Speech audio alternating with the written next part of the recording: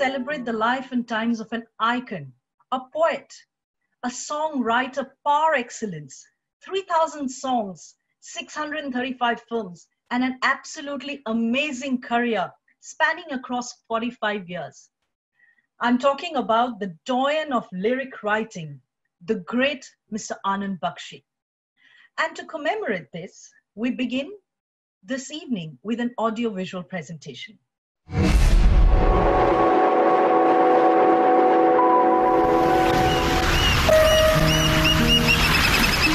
कविता वक्तव्य नहीं, गवाह है, कभी हमारे सामने, कभी हमसे पहले, कभी हमारे बाद। कोई चाहे भी तो रोक नहीं सकता भाषा में उसका बयान, जिसका पूरा मतलब है सच्चाई, जिसकी पूरी कोशिश है बेहतर इंसान। उसे कोई हड़बड़ी नहीं कि वो इश्तिहारों की तरह चिपके, जुलूसों की तरह निकले, नारों की तरह लगे और चुनावों की तरह जीते। वो आदमी की भाषा में कहीं किसी तरह जिंदा रहे, बस। आधी सदी पहले कराची के साहिल पे खड़ा हुआ एक 16-17 साल का लड़का बड़े गौर से समंदर को देख रहा था। लहरें उठती थीं, मुंह में झाग भर के किनारे तक आती थीं और चट्टानों की गोद में पिघल जाती थी। पानी की आवाज़, पेड़ों की सरसराहट, हवा की साएं साएं, सब मिलकर एक अजीब सा संगीत बन गया था।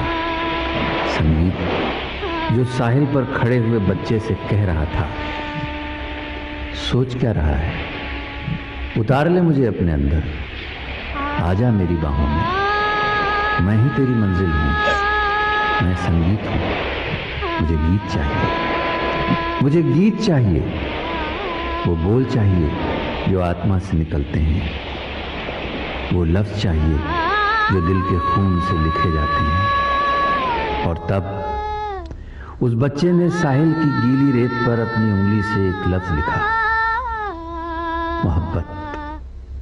मोहब्बत जो अमर है, मोहब्बत जो जिंदगी है, मोहब्बत जो शायरी है। और मोहब्बत के गीतकार का नाम है आनंद बख्शी। और दिल के बहुत अच्छे हैं और इस कमर्शियल फील्ड में जाने से लेकर आज तक पिक्चर चले ना चले उनका म्यूजिक चला है। आनंद बख्शी साहब is a versatile writer, absolutely versatile. I guess he's someone who has changed with times and yet not compromised on his poetry, not compromised anywhere. हम लोगों ने जो जिंदगी में साथ गुजारा है, बस इतना कहूँगा कि जहाँ महफिल में आनंद बख्शी साहब आए, समझिए उस महफिल में बाहर आ गई, क्योंकि शेर व सुखन और संगीत के झरने फूट निकलते हैं। अल्लाह इनको हमेशा सलामत रखे।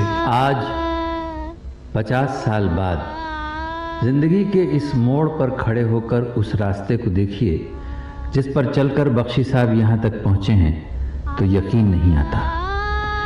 किस्से कहानियों जैसी बात लगती है कि वो आदमी जिसके ख़ानदान तो क्या, मोहल्ले में भी कोई शायर न हो, जिसे ज़िंदगी की इब्तिदा एक नेवल कैडेट के रूप में करनी पड़ी हो, जिसे वक्त की आवाज़ सुनने के लिए टेलीफोन एक्सचेंज में नौकरी करनी पड़ी हो, वो आदमी अपने अंदर जज्बात का एक जिंदा ज्वालामुखी छुपा के रखता है। एक ऐसा ज्वालामुखी जो फटता है तो जहाँ तक सुनने वाले हैं वहाँ तक गीतों की गर्मी और संगीत की रोशनी फैल जाती है।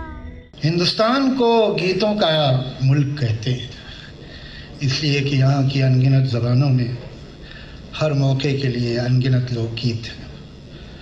लेकिन मुझे कभी कभी लगता है कि अगर ये अनगिनत गीत न भी होते तो हिंदुस्तान को गीतों का मुल्क कहने के लिए अकेले आनंद बख्शी साहब काफ़ी थे। वो जज्बात का कौन सा मोड़ है, वो एहसास की कौन सी मंजिल है, वो धड़कनों की कौन सी रुत है, वो मोहब्बत का कौन सा मौसम है और वो जिंदगी का कौन सा मकाम है जहां सुरों के बादलों से आनंद बख्शी के गीत के चांद झलकते न हो। आनंद बख्शी आज के फोक राइटर, आनंद बख्शी आज के समाज के शायर।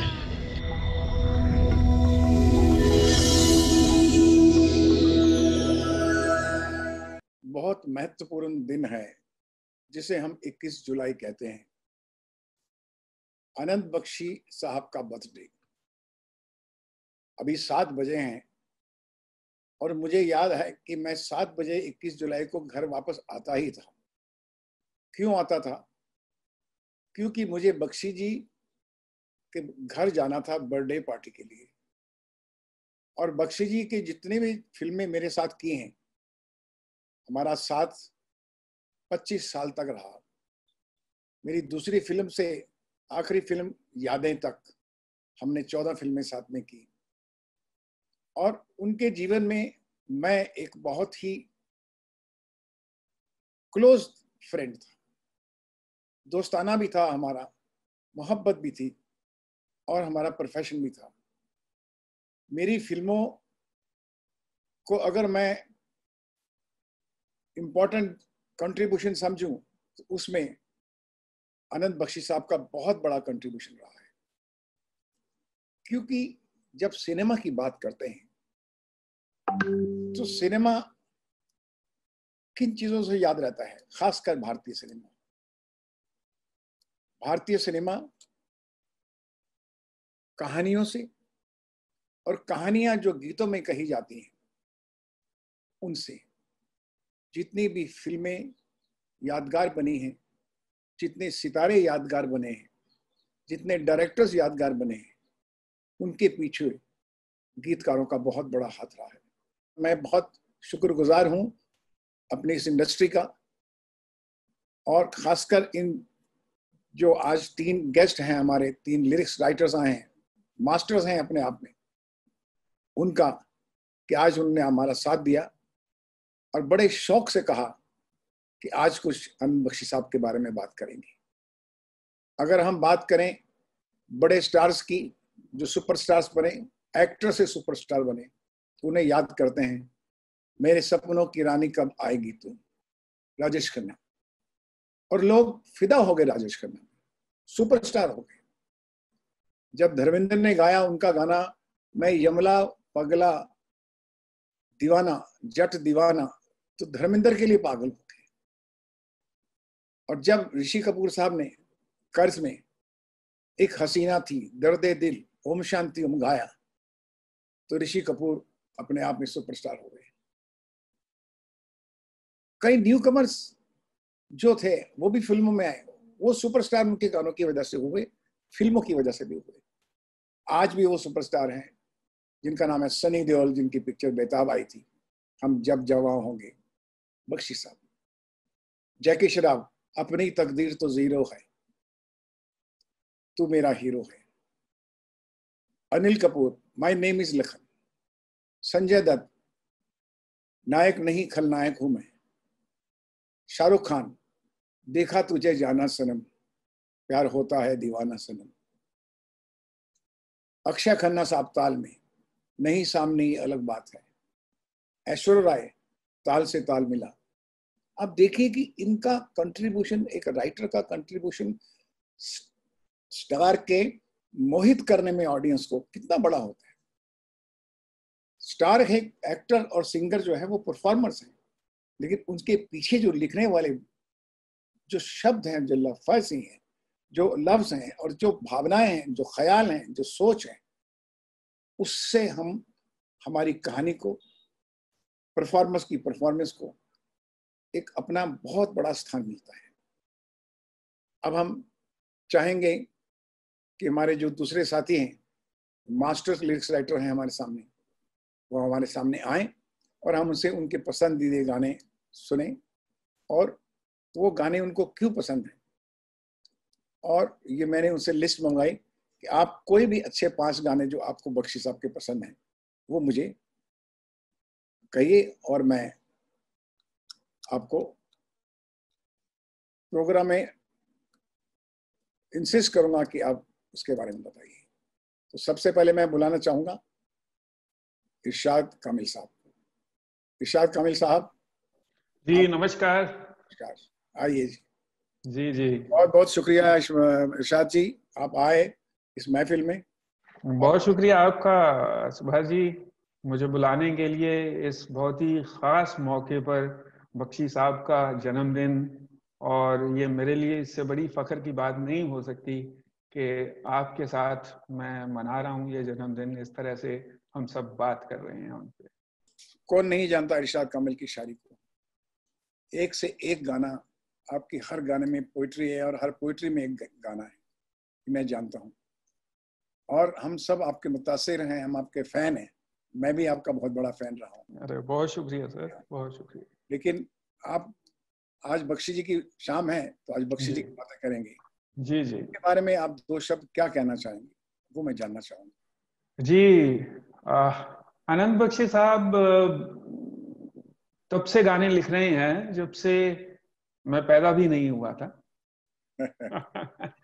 और मुझे उनके गाने हमेशा से उस तरह की कहानियों की तरह लगते हैं। सुभाष जी, जब स्कूल में था ना, छोटी छोटी कहानियां होती थी कि एक प्यासा कौवा था और फिर वो मटके में पानी कम था, उसने कंकड़ डाले तो वो पानी ऊपर आ गया, कौवे ने पानी पिया और उड़ गया।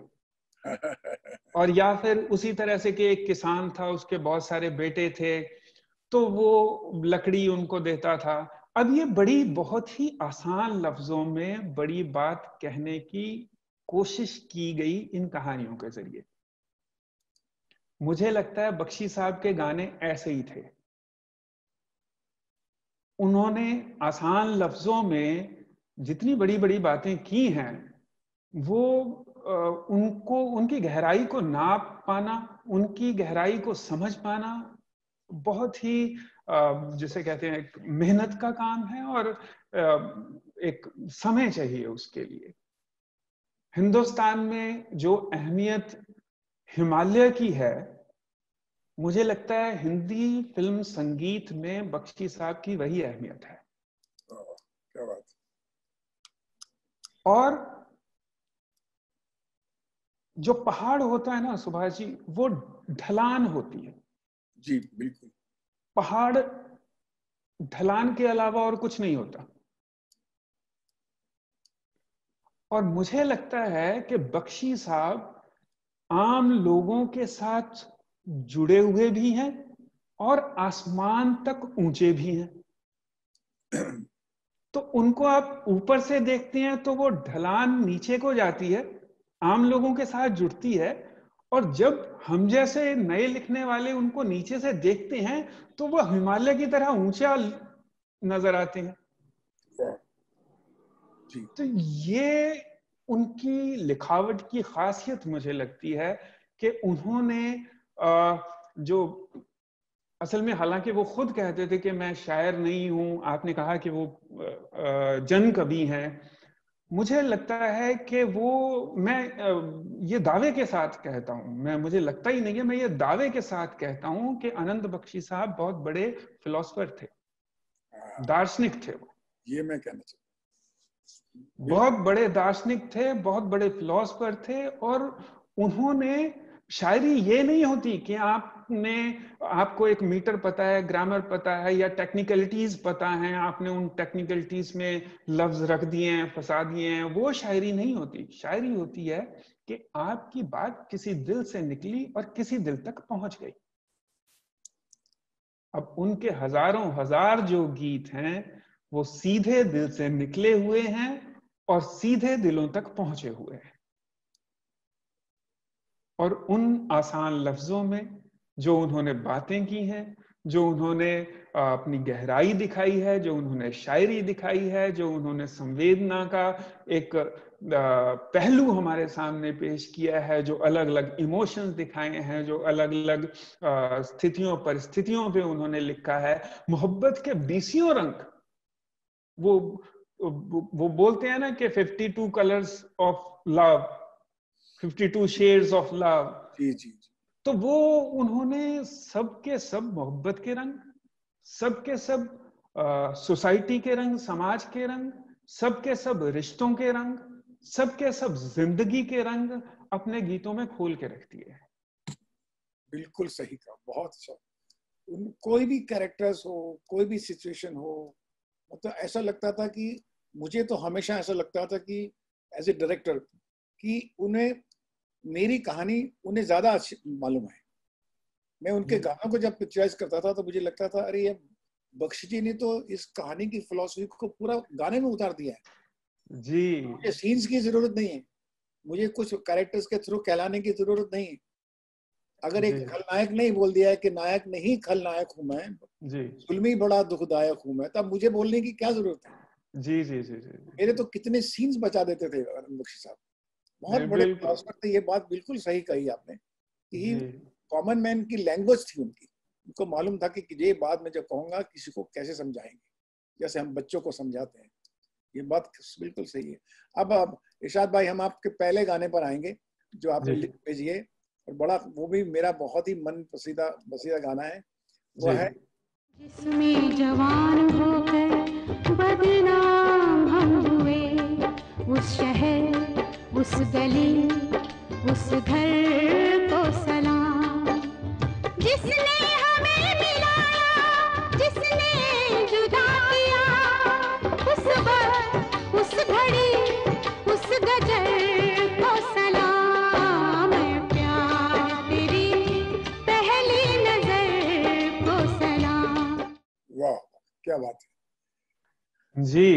तो इसमें ऐसी कौन सी गहराई और कौन सी ऐसी बात लगी जो इतने शब्दों के अंदर इतनी बड़ी बात कह गए बख्शी जी? मुझे लगता है सुभाष जी, हद होती है ना किसी चीज की, ये मासूमियत की हद है। इस गाने में मासूमियत की और मोहब्बत की हद है। इतना साफ सुथरे अंदाज में बात कही गई है, आपको ऐसा लगता है कि ये, मैं जब भी ये गाना सुनता हूं मुझे लगता है ये गाना लिखा नहीं गया है, ये इबादत हुई है। जी जी। कुछ गाने लिखे नहीं जाते सर। अब इसमें जिस तरह का इस्तेमाल लफ्जों का उन्होंने किया है, अब उस गली उस शहर उस गली उस घर को सलाम, उस वक्त उस घड़ी उस गजर को सलाम, ऐ प्यार तेरी पहली नजर को सलाम। ये सिर्फ एक ही लाइन हमें मोहब्बत के वो सारे रंग दिखा देती है। हमें जो भी इस गाने को सुनता है, आप, मैं और बाकी हमारे जिन्होंने भी ये गाना सुना है या भी सुना है, एक उम्र 16 साल की उम्र, और 16 साल की उम्र से चलता हुआ प्यार, वो मोहल्ले का प्यार, वो गली का प्यार, वो छोटे शहर का प्यार, वो लोगों की बातें, वो उस मासूमियत में उस मोहब्बत का समाज के साथ एक विरोध, एक तनाव, उस तनाव के बाद फिर से एक मोहब्बत का जुड़ाव। मुझे लगता है ये इससे बेहतर अल्फाज में बयान नहीं हो सकता था। इन चंद लफ्जों में उन्होंने पूरी की पूरी कहानी कह दी है। अब मैं आपके दूसरे गाने पे आऊंगा। तुझको देखा है मेरी नजरों ने, तेरी तारीफ हो मगर कैसे, जी, कि बने ये नजर जुबां कैसे, कि बने ये जुबां नजर कैसे। वाह वाह। जिक्र होता है जब कयामत का, तेरे नजरों की बात होती है, के बने ये नजर जुबां कैसे, के बने ये जुबां नजर कैसे, ना जुबां को दिखाई देता है, ना निगाहों से बात होती है। इस गाने में मोहब्बत है, पर मुझे उससे आगे ऐसा लगता है इस गाने में सूफीज्म की फिलॉसफी है। इस गाने में एक दर्शन है सूफी मत का। ये गाना वैसे फिल्म में मोहब्बत का गाना है और हम सुनते भी इसको बचपन से मोहब्बत के गाने की तरह ही आए हैं, पर मुझे वक्त के साथ ऐसा महसूस होने लगा जब जैसे जैसे मैंने इसको सुना और सुना और सुना कि ये गाना तो सूफी दर्शन का गाना है। ये तो गाना कहता है कि कयामत का जब जिक्र होता है तो दुनिया की खूबसूरती की, कायनात की बात होती है, और तुम्हारी मर्जी से ही तो दिन निकलता है, तुम्हारी मर्जी से ही तो रात होती है। अगर देखा जाए तो शाह जी, भक्ति रस और श्रृंगार रस जी, ये दोनों रस एक ही हैं। हाँ बिल्कुल सही, बिल्कुल। डेडिकेशन, डिवोशन जो प्यार में भी होती है, वो डिवोशन अल्लाह और ईश्वर में भी होती है। करेक्ट, वो वही बात जो आपने, क्योंकि आप बिल्कुल समझेंगे, आप भी पंजाबी हैं, कि रांझा रांझा कर दी नहीं मैं आप पे रांझा हुई। हाँ जी हाँ। तो वही बात मुझे इसमें जिक्र होता है जब कयामत का में लगी थी। और खैर अभी हम कुछ तो लोग कहेंगे पे आते हैं। कुछ तो लोग कहेंगे, लोगों का काम है कहना, छोड़ो बेकार की बातों में कहीं बीत न जाए रहना। इसके बारे में कुछ कहेंगे आप? जो मैंने पहले बात कही थी सुभाष जी, कि मैं ये दावे के साथ कह सकता हूं कि वो एक दार्शनिक थे, ये गाना साबित करता है। आज ये गाना आज भी बड़ा रेलिवेंट है, क्योंकि आज हम इतने इंपेशेंट हो गए हैं जी। जो बात कहते हैं उनके बात के ऊपर हम जरा सी बात पे हम सेंसिटिव हो जाते हैं, इंटॉलरेंट हो जाते हैं, पेशेंस एंग्री हो जाते हैं। बिल्कुल नहीं सोचते नहीं कि कुछ तो लोग कहना है तो उनको कहने दीजिए, छोड़ो बेकार की बातों को, अब आप काम करें। अगर आप देखिए तो आज भी कितना रेलेवेंट है। बिल्कुल, और ये गाना वक्त के साथ साथ और रेलेवेंट होता रहेगा सर। हाँ ये, और क्योंकि फिलॉसफी की खासियत ही ये होती है कि वो जब कभी जन्म लेती है उस वक्त पे थोड़ी सी खिलती है, फिर वक्त गुजरता है थोड़ी और खिल जाती है, फिर थोड़ा वक्त गुजरता है थोड़ी और खिल जाती है। वो फूल ही ऐसा होता है फिलॉसफी का। तो ये कुछ तो लोग कहेंगे, लोगों का काम है कहना, छोड़ो बेकार की बातों को, कहीं बीत ना जाए रहना। रहना क्या है? रहना जिंदगी है। जिंदगी बेकार की बातों में क्यों बितानी? और फिर वो आगे उनको बोलते हैं वो बात के वो लोग जो ताने देते हैं हम खोए हैं रंगरलियों में, उनको भी आते देखा है हमने छुपके इन गलियों में। अब ये कितनी कमाल की बात है। अब इसको बख्शी साहब को जो फिलोसफर, जो शायर नहीं मानता, मुझे लगता है उनको गाने सुनने का, समझने का कोई उस तरह से बहुत ज्यादा एक टेस्ट नहीं है। क्योंकि ये बातें ये मुझे वैसी ही लगती हैं कि जिन्हें नाज है हिंद पर वो कहाँ हैं, के तनोमंद बेटे भी अब्बा मियाँ भी, वो वाली बात है। पीर भी आते हैं यहाँ पे और जवां भी, तनोमंद बेटे भी अब्बा मियाँ भी, जिन्हें नाज है हिंद पर वो कहाँ है। तो ये वही बात है कि छुप छुप के आते देखा इन गलियों में हमने। तो समाज का फलसफा, समाज की ऐसी बात जो हमेशा जिंदा रहेगी और कभी खत्म नहीं होगी और हमेशा चर्चा में रहेगी और गाढ़ी होती रहेगी, वो बात है कुछ तो लोग कहेंगे। आपने बहुत सारे हमारे जैसे लोगों ने इससे करेज भी लिया होगा बात को, और करेज दिया भी होगा लोगों को ये कह के, बहुत सारे अपने दोस्तों के, यार कोई बात नहीं यार, कुछ तो लोग कहेंगे, लोगों का काम है करना, छोड़ना तू। बहुत बहुत बड़ी इंस्पिरेशनल लाइन्स हैं जी।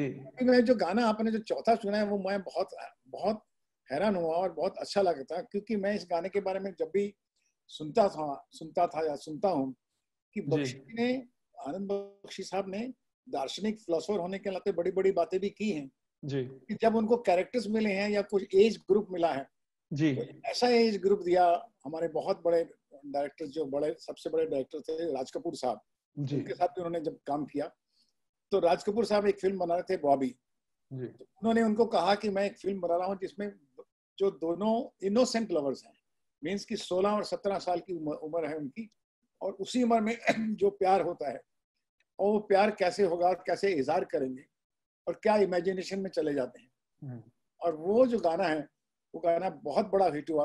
राज कपूर साहब थे और बख्शी साहब ने लिखा, हम तुम एक कमरे में बंद हो और चाबी खो जाए। अब ये एक इमेजिनेशन बच्चे लोग ही कर सकते हैं।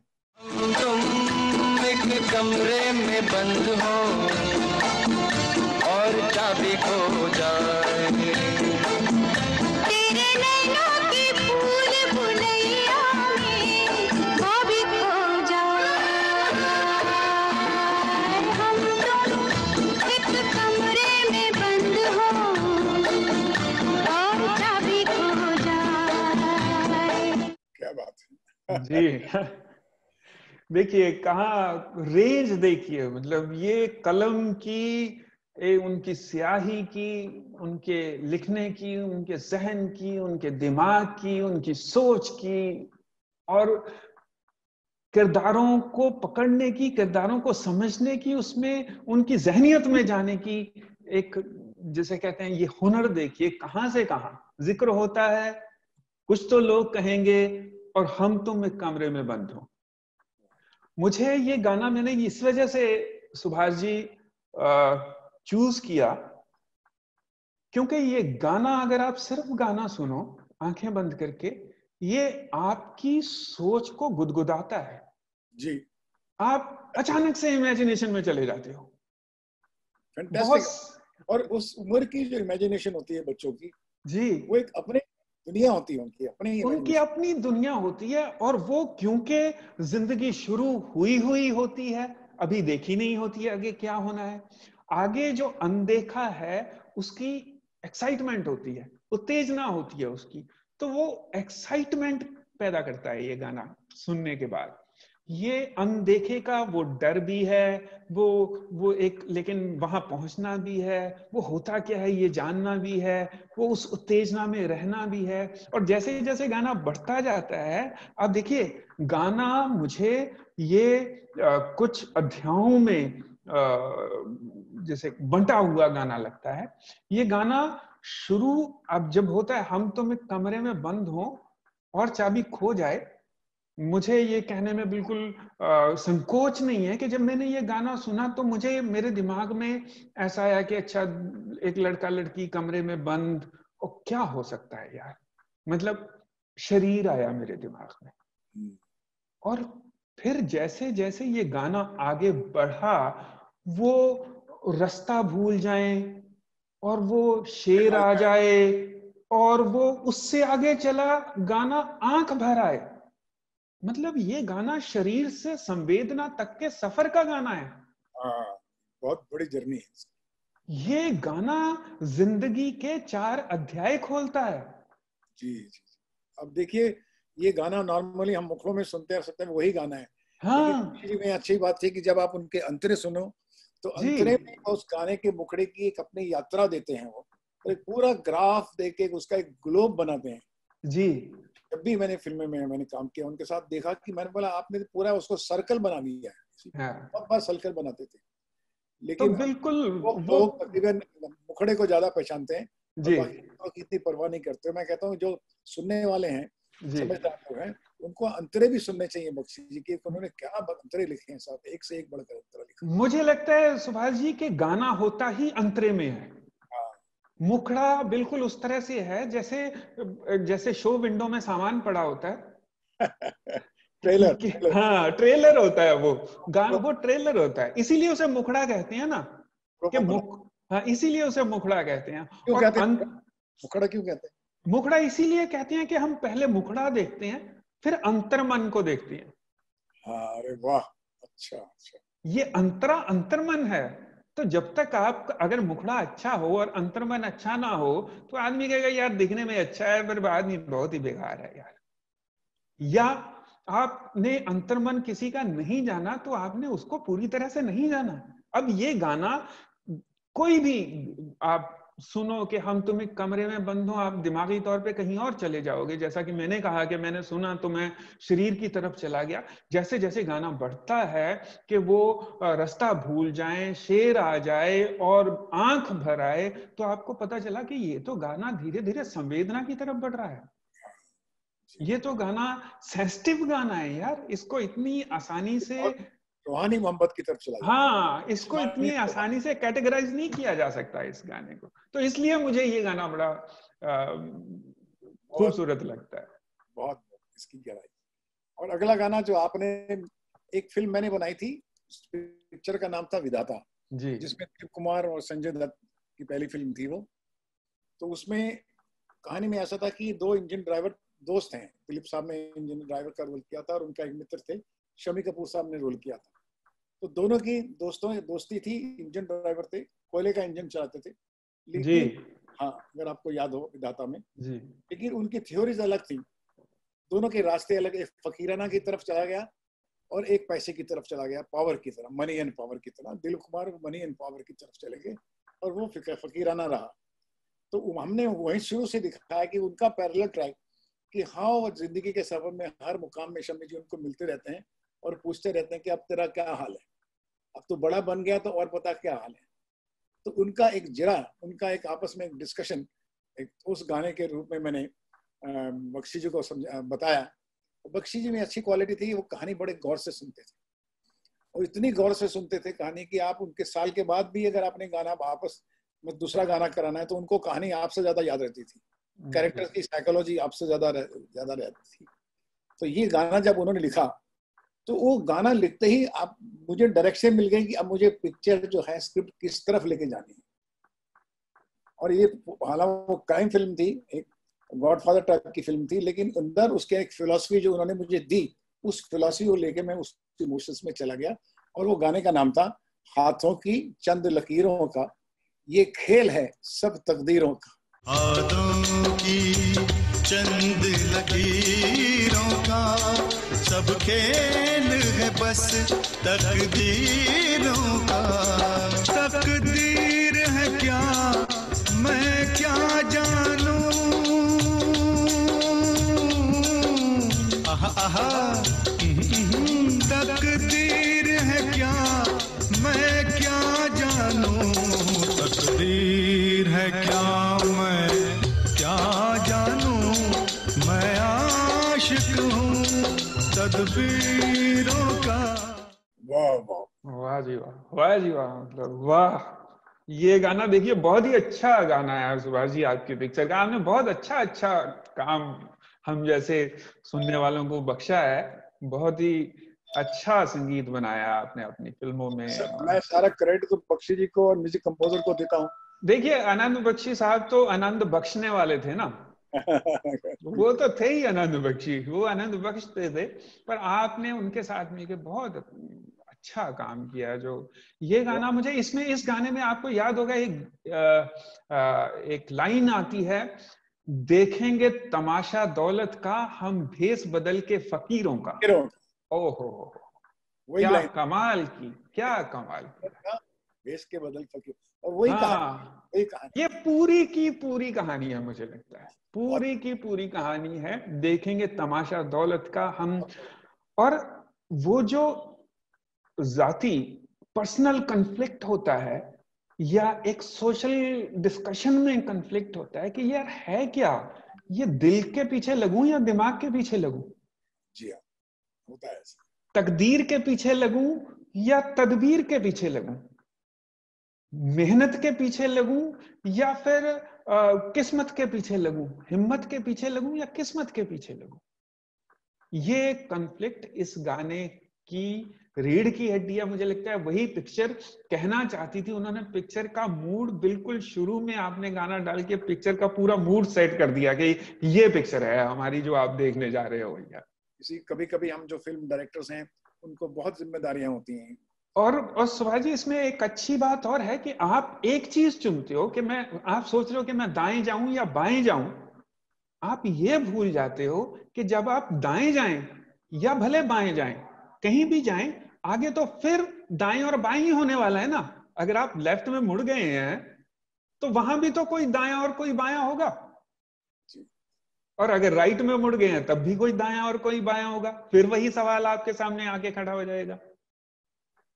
तो ये अगेन मेरी बात जो मैं कहना चाहता था कि बख्शी साहब शायर भी थे और बहुत बड़े दार्शनिक भी थे, और वो हिंदुस्तानी फिल्म संगीत का, जैसे मैंने कहा कि वो हिमालय हैं, और उनको उनका जो वसी, उनका जो एक्सपेंड है, और उनकी जो ऊंचाई है, और उनकी जो आप कह लीजिए जमीन से जुड़े होने की आदत है, जी जी, वो सब कुछ मुझे इन, हालांकि 5 गानों से, हजारों गानों में से 5 गाने ऐसे चुन लेना कोई अक्लमंदी की बात नहीं लगती है मुझे अपने, नहीं चुने जाते, बहुत हाँ बहुत मुश्किल काम होता है, पर मुझे लगता है फिर भी एक मकसद ये है कि सब जो देखने वाले हैं, जो आप हैं, जो हम हैं, जो हम आपसे समझना चाहते हैं, उन गानों के माध्यम से समझने की कोशिश करें जो गाने किसी एक कैटेगरी को बिलोंग करते हैं, जो बहुत सारे गानों को रिप्रेजेंट करते हैं। बहुत बहुत बहुत बहुत शुक्रिया इरशाद जी, आपने आज इतना हमको बताया, आज मजा आ गया आपसे बात करके। और आनंद बख्शी जी के बारे में तो अभी और लेयर्स हमको मिली हैं उनके बारे में जानने। अरे बहुत शुक्रिया, बहुत शुक्रिया। मैं इनवाइट करना चाहूंगा हमारे जो दूसरे गेस्ट हैं, जिनका नाम है अमिताभ भट्टाचार्य। ये आज की जनरेशन के बहुत ही लोकप्रिय गीतकार हैं और बहुत बड़ी हिट फिल्में दी हैं और हिट गाने दिए हैं। और आजकल मैं जब भी अपने बच्चों को देखता हूँ तो तकरीबन अमिताभ जी के गाने ही गा रहे होते हैं, चाहे वो डिस्को में सुन लो, चाहे इश्क के बारे में सुन लीजिए, चाहे किसी के बारे में सुन लीजिए। और अमिताभ जी जो है, मैं उनको बुलाना चाहूंगा। अमिताभ जी प्लीज अपना दरवाजा खोलिए, खिड़की खोलिए और आइए हमारे सामने। ऑलरेडी आ गया हूँ, खिड़की दरवाजे खोल के हाजिर हो गया। नमस्कार सर। Thank you. इरशाद भाई आदाब। आप बताइए अमिताभ जी, इरशाद भाई से आपने सुना आज जी बख्शी के बारे में, अब आप बख्शी जी के बारे में क्या कहना चाहेंगे? और इरशाद जी ने कहा उसका 3 लाइन में निचोड़ कैसे निकालेंगे, सारांश कैसे निकालेंगे? देखिए, सबसे पहले तो बहुत बहुत शुक्रिया सुभाष जी मुझे ये मौका देने के लिए कि मतलब मैं तो छोटे शहर का बंदा हूँ, गाना गाते गाते मुंबई आया था कि शायद सिंगर बनूं, फिर इत्तेफाक से लिरिसिस्ट बन गया। और आज मतलब मैंने कभी सोचा भी नहीं था कि बख्शी साहब की जन्मतिथि पे मतलब जब एक वेबिनार आप खुद होस्ट करेंगे, the showman of our times, जिन्होंने इतना करीबी रिश्ता था, जिनका बख्शी साहब के साथ इतना काम किया आपने, और अलोंग साइड इरशाद भाई हमारे आगे कुमार भाई भी आएंगे, फाइनेस्ट टैलेंट, उनके साथ में आऊंगा। इंट्रोडक्शन में मास्टर लिरिसिस्ट भी बोला जाएगा, तो मतलब मेरे लिए तो बहुत बड़ी बात है आज। और लेकिन आज मैं मेनली आया हूँ एक तरीके से समझ लीजिए स्टूडेंट बन के आया हूँ कि मतलब बख्शी साहब के बारे में और कुछ पता चले। जैसे इरशाद भाई इतना कुछ बता रहे थे, तो like you said so many things जो हमने कभी पहले शायद नहीं सोची है, बहुत से लेयर्स पता चल रहे थे। तो if I get to know a little more about the man, the enigma, उनके बारे में कुछ पता चले तो उस इंटरेस्ट से मैं ज्यादा आया हूँ। बाकी उनके बारे में ज्यादा बात करना तो वही सूरज को दिया दिखाने बराबर है। तो आपने जो आज 5 गाने भेजे हैं हमको, ये मैं ऑडियंस को सुनाना चाहूंगा। आपका जो सबसे पहला जो फर्स्ट सॉन्ग आपका है, मतलब 5 गाने, वो भी क्योंकि आपने इंसिस्ट किया था कि 5 ही हो सकते हैं। बख्शी साहब के समंदर में से 5 बूंदे चुनना बहुत मुश्किल है, तो फिर भी कोशिश करके किया है हमने। कैसे दिग्गज राइटर्स के साथ के कौन से 5 गाने मुझे मालूम है, ये तो आपके बाल उड़ गए होंगे। तो थोड़े कम ही है, मतलब ऐसे ही कम है, और तो मतलब क्या बताऊं। क्योंकि रियली 3000 गानों में से आपने 5 गाने, वो भी बच्चों के सामने, दोस्तों के सामने बताना बहुत बड़ी परीक्षा है अपने आप पे। लेकिन पहला गाना जो आपने सुना है वो मुझे भी बहुत पसंद है और उसमें एक अपनी बात है। जी मैं चाहूंगा वो गाना सुनाया जाए, राम करे ऐसा हो जाए। राम करे ऐसा हो जाए, मेरी निंदिया तोहे मिल जाए, मैं जागूं तू सो जाए, मैं जागूं तू सो जाए। हो गुजर जाए सुख से तेरी दुख भरी रतियां, बदल लूं मैं तो से अखियां, बस में अगर हो ये बतियां। आप बताइए कि गाना में क्या गहराई और बख्शी जी ने क्या सोच के लिखा हो? जी, मेरे लिए सुभाष जी सबसे इंटरेस्टिंग बात यह है कि बख्शी साहब के गाने वैसे बचपन से ज़बानी याद है। बहुत गाए हैं, बचपन से गाए हैं, अंताक्षरी में गाया है, स्कूल के कंपटीशन में गाया है, ऑर्केस्ट्रा के शोज में गाया है। जब मैंने बाद में इत्तेफाक से लिखना शुरू किया तो एक आप रिविजिट करते हैं ना कि भाई ये गाने, आप एक वापस उसको पलट के देखते हैं, तो तब मैंने बख्शी साहब को जो उन्होंने लिखे एक एक शब्द, एक एक थॉट जो उन्होंने कनेक्ट किया है, उसको समझने की कोशिश की कि ये मुझे हमेशा इतना क्यों अट्रैक्ट करता था। तो आई बिलीव लिरिक्स जो है कहीं ना कहीं एक सब्लिमिनल लेवल पे हमको अफेक्ट करता है। अब जैसे ये गाना है, जब हम किसी से प्यार करते हैं तो किसी को इम्प्रेस करना मोहब्बत में कि भाई मैं तुम्हारे लिए कर दूंगा, वो कर दूंगा, ये गिफ्ट ले दूंगा, यहाँ घुमाने ले जाऊंगा, ये करूंगा, ये सब करते हैं। बट जो अर्नेस्ट, एकदम जो ईमानदार जो प्यार है, आप किसी से वाकई जब प्यार करते हैं तो मतलब उसका जो ये थॉट है कि मतलब राम करे ऐसा हो जाए, मेरी निंदिया तोहे मिल जाए, मैं जागूं तू सो जाए, कितनी बड़ी बात है। जी जी। और जैसे कि अंतरे में जो है कि एक तो उन्होंने वो यहाँ पे गुजर लिखा हुआ, वो गुजर जाए, मतलब क्योंकि जो कैरेक्टर है वो निचले तबके का रूरल बंदा है, तो उसकी जबान में गुजर जाए सुख से तेरी दुख भरी रतियां, बदल लूं मैं तो से अखियां। ये जो आंखें बदल लेने का जो ख्याल है, ये बहुत अच्छा लगा कि मतलब मेरी आंखें तू ले ले ताकि तुझे नींद आ जाए और मैं जागूं, उसी बात को कंटिन्यू करते हुए।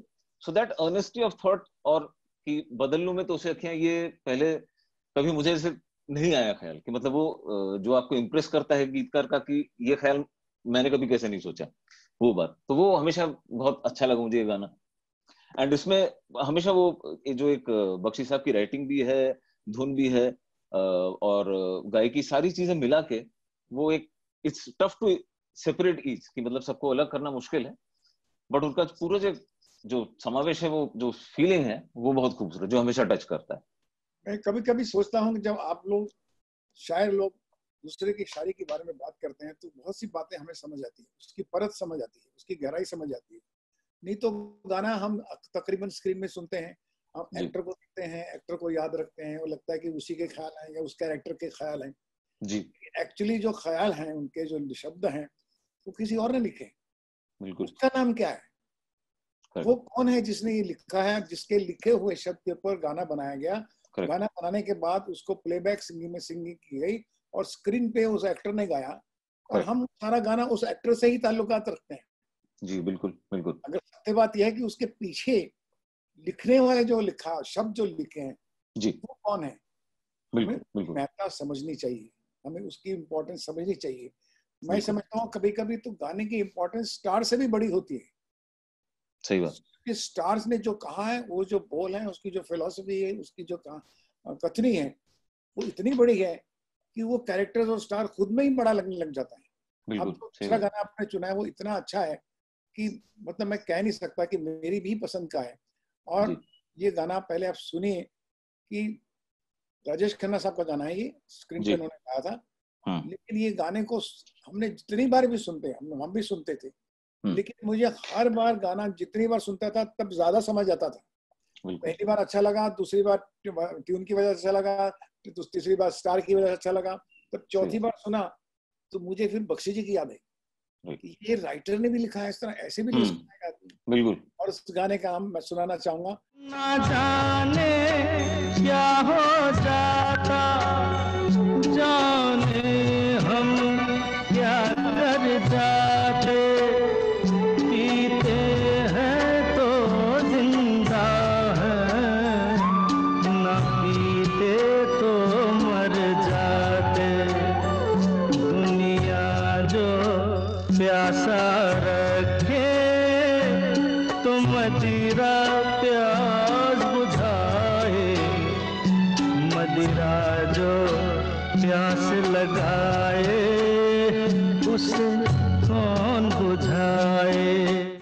अब ये गाना है, जैसे आई बिलीव मैंने बख्शी साहब की इंटरव्यू में ही सुना था, ये एक्चुअली उन्होंने सिचुएशन के लिए नहीं लिखा था, ये उनका था ऑलरेडी ये गाना। अच्छा। और जब उन्होंने आई बिलीव पेश किया और उसको कंपोज किया गया, तब फिल्म में इसकी सिचुएशन क्रिएट की गई थी।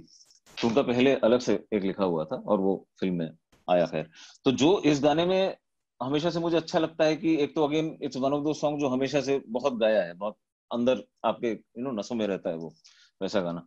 और पूरे गाने में ये जो ख्याल है कि जो सेंट्रल उसका मैंने जो हमेशा महसूस किया है कि जब आप एक क्राइसिस में होते हैं, एक दिक्कत में होते हैं, तो यू टर्न टू समथिंग, कि एक सहारा होता है उस वक्त कि भाई अगर ये यहाँ दिक्कत हुई तो आप इससे आपको एक रिलीफ मिलती है, एक राहत मिलती है। लेकिन जिससे आपको वो राहत मिल रही है, अगर वही सोर्स जो है, अगर वो तकलीफ का सोर्स बन जाए, तो तब इंसान क्या करे। वो जो पूरा कंपैरिजन जो वो लेके आए हैं, तो ना जाने क्या हो जाता, जाने हम क्या कर जाते। पीते हैं तो जिंदा है, न मीते तो मर जाते। दुनिया जो प्यासा रखे तो मदिरा प्यास बुझाए, मदिरा जो प्यास लगाए उसे कौन बुझाए। सो ये जो उन्होंने अपने उसमें जिस तरीके से उसको पेश किया है, पिरोया है, ब्यूटीफुली रिटन सॉन्ग भाई, very beautifully written song. In fact all the अंतरास फॉर दैट मैटर, बहुत एक अंतरा उसका कमाल कर सकता। बिल्कुल बिल्कुल।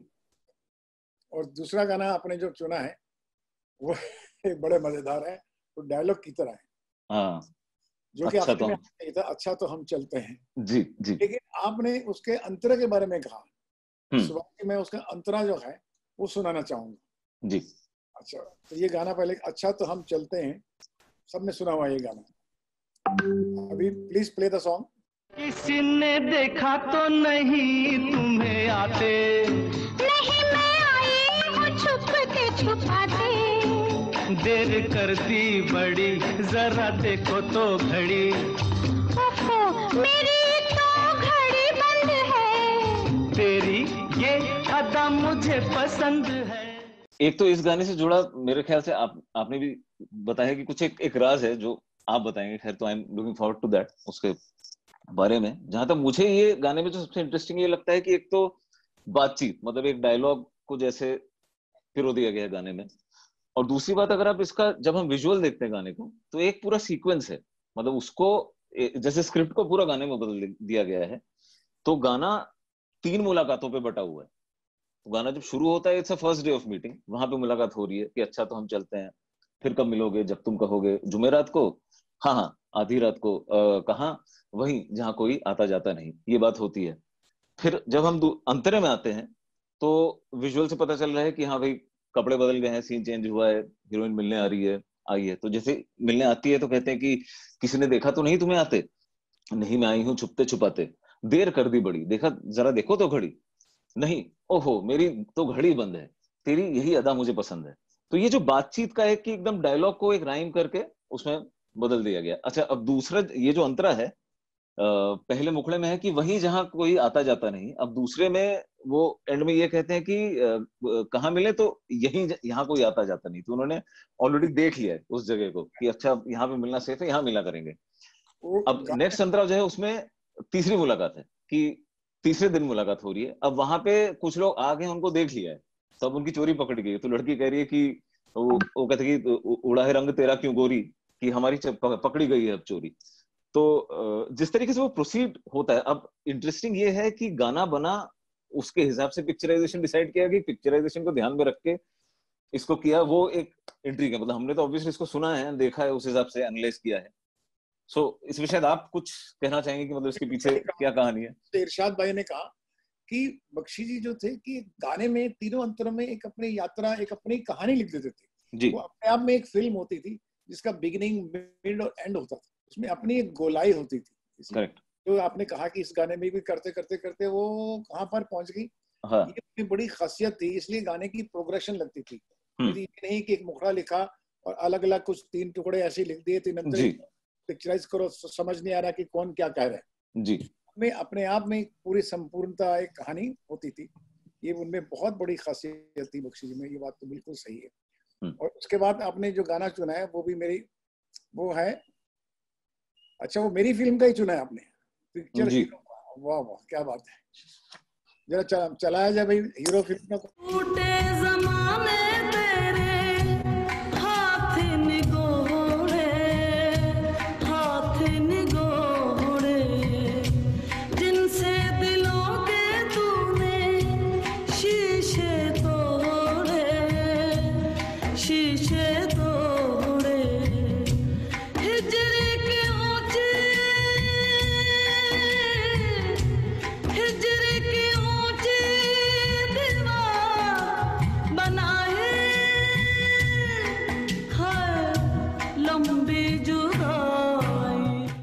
टूटे जमाने तेरे हाथ निगोड़े, जिनसे दिलों के तूने शीशे तोड़े। एक तो बख्शी साहब ने वो जो शीशा हो या दिल हो में भी जो किया है उन्होंने, वो दिल और शीशे का जो सिमिली जो उन्होंने क्रिएट की है, which is so beautiful because जैसे शीशे का सामान है, हमेशा हम कहते हैं ना handle with care, fragile, but आप उसको कितना भी संभाले, जिंदगी भर संभालना मुश्किल है। कभी ना कभी वो थोड़ा चिटक जाएगा, उस पर कहीं थोड़ा चिप हो जाएगा, थोड़ा सा नुकसान पहुंचेगा।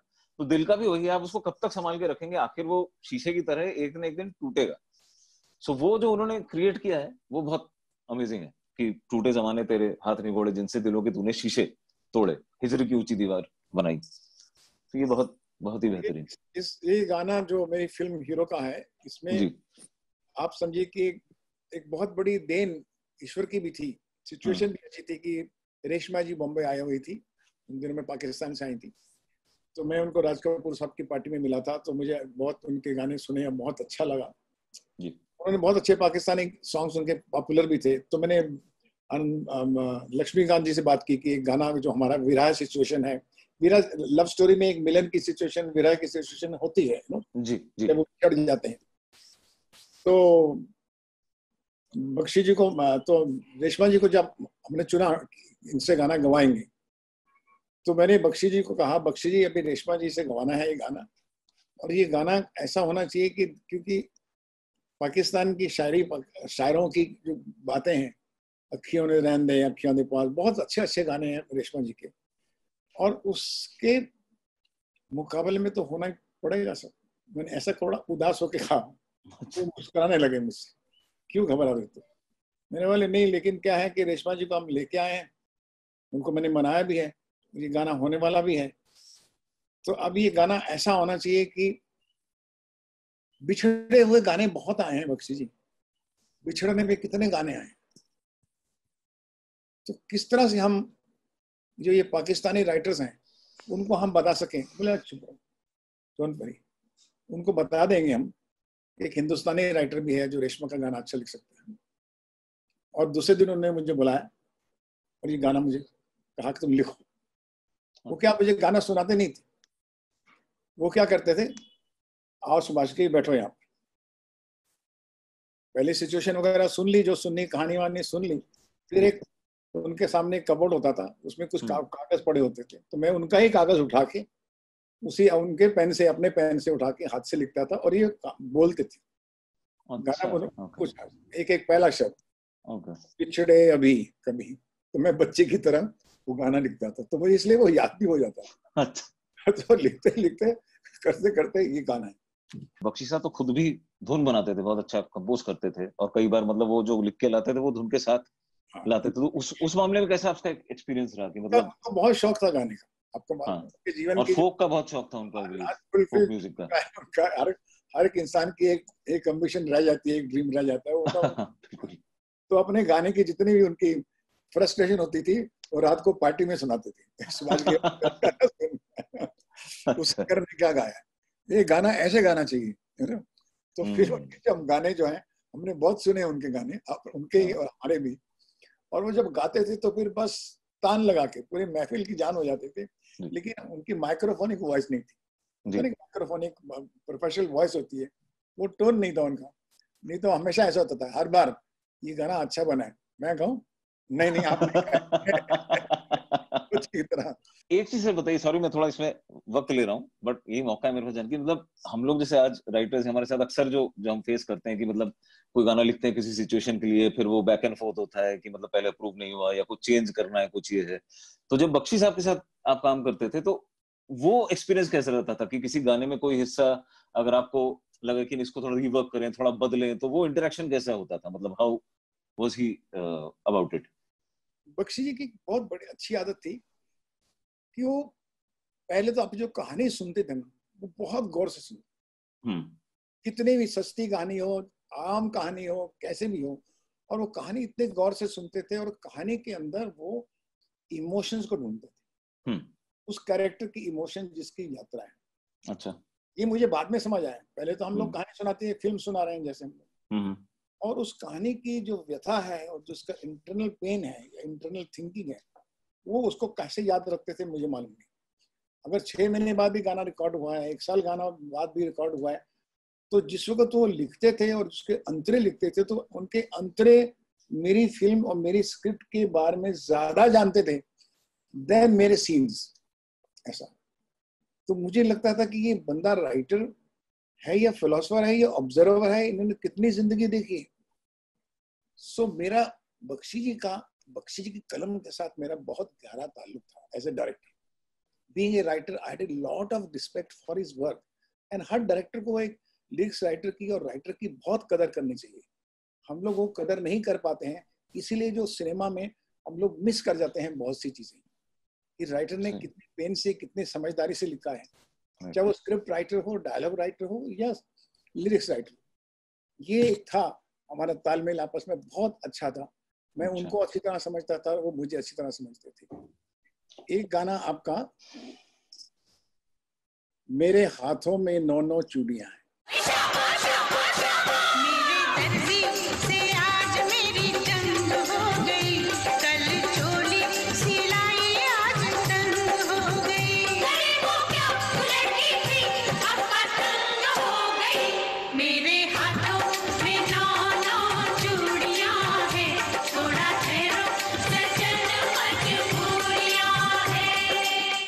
आपकी रिक्वेस्ट में आया था कि ये अंतरे से शुरू करिए, सुभाष जी कीजिए जी। बिकॉज ये गाना जो है, इसमें हमेशा खासकर ये वाला जो अंतरा है, ये मुझे बहुत यूनिक और लैंडमार्क लगता है। मतलब इस तरीके के बहुत गाने हमारी फिल्म के कैटलॉग में, हिस्ट्री में बहुत आए हैं, लेकिन इसमें वो जो एक मतलब एक बैलेंस जो बख्शी साहब ने क्रिएट किया है कि मेरे दर्जी से आज मेरी जंग हो गई, कल चोली सिलाई आज तंग हो गई। अब कोरस कहता है कि करे वो क्या, बेचारा दर्जी क्या करे, तू लड़की थी अब पतंग हो गई। तो डिस्क्राइबिंग एक लड़की जो एकदम वो जवानी बचपन उसके वो दहलीज पे है, मतलब उस ब्लॉसमिंग एवरी डे, उसको डिस्क्राइब करते हुए मतलब एक हिंट ऑफ सेंसुअलिटी भी है, येट वो इतना खूबसूरती से तहजीब और लिहाज के दायरे में है कि वो बैलेंस बहुत खूबसूरत लगता है मुझे। ये लाइन हमेशा से मतलब जब से सुनता हूँ बहुत कमाल लगती है। मतलब कभी ऐसी लाइन अगर हम क्रैक कर सके तो मतलब काम हो जाए। मतलब ऐसा एज अ ह्यूमन बीइंग कभी हम लोगों ने तो उनको उनके गाने के थ्रू ही देखा है, और बाद में चलिए जब ये इंटरनेट और यूट्यूब का जमाना है तो कुछ उनके इंटरव्यूज वगैरह देखे, तो ही always seemed a very soft spoken man. But उनकी राइटिंग में हमेशा एक उनके लफ्जों में, उनके एक एक सेंटेंस में, एक एक लाइन में एक अजीब एक कमांड, एक वजन आता था। ऐसा लगता था कि that was his last word, वो ऐसे बोल देते थे जैसे एकदम। सो वो उनके व्यक्तित्व से कैसे निकल के आता था ये मैं सोचता था कि एक एक शब्द, एक एक line used to be like a statement, कि फाइनल स्टेटमेंट बदल दिया, बोल दिया, इसके बाद इसको बदलना नहीं है। मतलब ऐसा लगता था मुझे उनकी लाइनें सुन के, आज भी लगता है। So how was it? मतलब मैं आपको बता नहीं सकता कि वो उनकी आदत थी हैरान करने की, मतलब कि आपको सरप्राइज देने की। अब गाना सुनेंगे तो ऐसा लगेगा सुना ही, आपको सिचुएशन बताएंगे तो ऐसा लगेगा सुना ही नहीं उन्होंने, फिर थोड़ा सा मुस्कुराएंगे, फिर एक सिगरेट पियेंगे, फिर मुस्कुराएंगे और बोलेंगे नहीं। और एक आदत जो उनकी खाती, he was very humorous character but in his own way, who does not look humorous but he talks one liner। एक ही लाइन मारी, एक सुनार की 100 लोहार की, एक लाइन में ही सब कुछ बोल रहे थे। ओके। अब मुझे याद है कि उनको ये था, बताया था उन्होंने मुझे कि मैं कुली फिल्म लिख रहा हूँ सुभाष, और कुली एक वर्ड ऐसा है जो हमारे मीटर में कहीं भी फंसता नहीं है। यू सी, एक बड़ा कठिन वर्ड दे दिया मुझे एक डायरेक्टर मनमोहन देसाई ने, और इसके ऊपर मुझे गाना लिखना है, और मैंने बड़ी मुश्किल से लिखा। मैं ऐसा लगा कि मैं जान छूटी मेरी, ऐसे कहना। मैं बोला क्या हुआ, तो तब उन्होंने लाइन सुनाई, और वो लाइन मुझे आज तक बहुत पसंद है, गाने में भी और फिल्म में भी।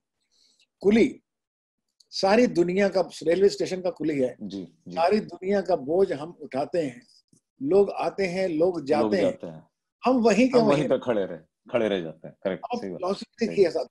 सही बात। तो तंजिया भी एक उनका नेचर था। क्यों इरशाद जी, मैं सही कह रहा हूँ इरशाद भाई, कि एक उनका अपना सेंस ऑफ ह्यूमर। जी, बिल्कुल। सेंस ऑफ ह्यूमर एक अपना था। और आप देखो तो चाबी खो जाए हो गाना या कोई भी है, तो समाज की तरफ उनका एक अपना एक टोन आप कह लीजिए।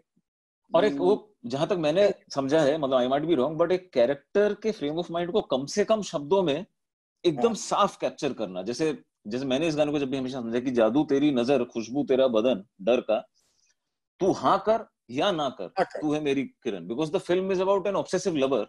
तो उसका फ्रेम ऑफ माइंड इस लाइन में कितनी खूबसूरती से कैप्चर होता है कि तू हाँ कर या ना कर, तू है मेरी किरण। क्योंकि वो कैरेक्टर जो है वो साइकिक कैरेक्टर है। अब देखिए साइकिक कैरेक्टर बस यही है जो है। बिल्कुल, हाँ, करेक्ट। अब मैं बुलाना चाहूंगा हमारे तीसरे guest master lyrics writer Kumar ji को। कुमार जी को सब जानते हैं, चाहे वो गाना बॉबी डॉल है सोने की हो या सोनियो हो, या जितने भी हिट गाने आज सुन रहे हैं आज कुमार साहब ने लिखे हैं। नमस्कार जी सुभाष जी। नमस्कार, वेलकम वेलकम कुमार जी। बहुत अच्छा लगा आप आए, उनके फैन रहे। मैंने जब भी आपको मिला हूँ, और आप में और बख्शी जी में मैंने काफी समानता देखी है। वो भी पंजाब से, आप भी पंजाब से, आपका भी सेंस ऑफ ह्यूमर उतना ही है जितना बख्शी जी का था। तो आपका क्या विचार है? इरशाद भाई ने जैसे बोला, जैसे अमिताभ ने बताया कि वैसे इम्पैक्ट मुझ पे भी रहा बख्शी साहब का, क्योंकि जब मैं पंजाब से आया तो बख्शी साहब के गीत सुन रहा था, लेकिन बख्शी साहब के नाम से वाकिफ नहीं था मैं। शुरू में आया यहाँ पर जैसे संघर्ष होता है, गाने सुनते सुनते से जितनी चाबी भरी राम ने उतना चले खिलौना, कुछ ऐसी फ्रेजेस इम्पैक्ट करने लगे मेरे दिमाग पे। और मुझे लगता है सुभाष जी, जहां तक बख्शी साहब के गीतों को सुन के मुझे ऐसा लगता है कि उनको बहुत अर्ली एज में ये पता लग गया था कि दिल से दिल का रास्ता सीधा जा रहा है, इसलिए दिमाग की गलियां नहीं छाननी है। वो कैरेक्टर को जी के लिख रहे थे, जब भी सिचुएशन आती थी होगी वाकई वो फिलॉसफी लिखनी, पोइट्री लिखनी, शायरी लिखनी, वो लगता है कभी कभी ऐसा लगता है कि हम चांद के पीछे से परियां निकाल लेंगे, है ना, आसमां के पीछे से भगवान को निकाल लेंगे, लेकिन जब ये कुली ऐसे कैरेक्टर सामने आ जाता है सर, तो ऐसा लगता है यार इस पे क्या लिखे जाएंगे। तो मुझे लगता है, मैं ऐसे काल्पनिक सोच रहा हूँ इस बात को कि शायद वो ट्रेन से सफर कर रहे होंगे, उन्हें कुली की जो ये बात उसको महसूस कर लिया होगा, और जब सिचुएशन आई और उसको लिख दिया होगा, क्योंकि वो इमेजिन करते थे कैरेक्टर की। वो उसको देखा है अगर कुछ बारे में, तो अगर खलनायक होगा तो कैसा होगा। करेक्ट। और वो राइटिंग की यूनिवर्सिटी है, जो यूनिवर्स के साथ बैठ के गाना लिखते होंगे शायद। जी जी। तो उस एंगल से शायद बहुत सारी राइटिंग बख्शी साहब ने लिखी। आपकी जो लिस्ट ऑफ चॉइसेस आई है उसमें बड़ा मजेदार गाना है चिट्ठी आई है, चिट्ठी आई है। ये गाना सुनेंगे पहले हम, फिर इसकी चर्चा छोड़ के आजा, पंछी पिंजरा तोड़ के आजा, आजा उम्र बहुत है छोटी, अपने घर में भी है रोटी, चिट्ठी आई है, चिट्ठी आई है, आई है, चिट्ठी आई है। क्या गीत है सर। तो आपने अंतरे के बारे में कहा, क्यों कहा सर? इसमें एक लाइन आती है कि आजा उम्र बहुत है छोटी, अपने घर में भी है रोटी। पहले तो थॉट तो है ही गाने में, बट इम्पैक्ट ऑफ राइटिंग बहुत है। इम्पैक्ट ऑफ राइटिंग होता है जब द परसेप्शन ऑफ राइटिंग बड़ी हो जाती है ऐसी राइटिंग के साथ, कि आम बात है बट थॉट जो है कमाल। आजा उम्र, बहुत लोग वो बात करते होंगे, हम लोग ऐसा लगा बात में से गीत निकाल लिया उन्होंने। चिट्ठी आई है, हर आदमी को ये चिट्ठी का पता, चिट्ठी आई हम बोलते हैं, लेकिन उन्होंने किस तरह से एक इंतजार को कैसे बयान किया पूरे गीत में उन्होंने। और आजा उम्र बहुत ही छोटी, अपने घर में हम अपने ख्वाबों और ख्वाहिशों के लिए अपने घर छोड़ देते हैं, घर वालों को छोड़ देते हैं, और उनके साथ रहते हैं जिनसे हमारा खून का रिश्ता नहीं होता, और बेगाने लोगों के साथ पूरी उम्र बिता देते हैं। अगर मसला रोटी का ही है तो रोटी तो अपने घर में भी मिलती है। आने वाले वक्त पे शायद ये शब्द बख्शी साहब के इस गीत से यादगार रहेगा। जब जब यूट्यूब खोलेगा तो ये गीत से चिट्ठी अमर रहेगी।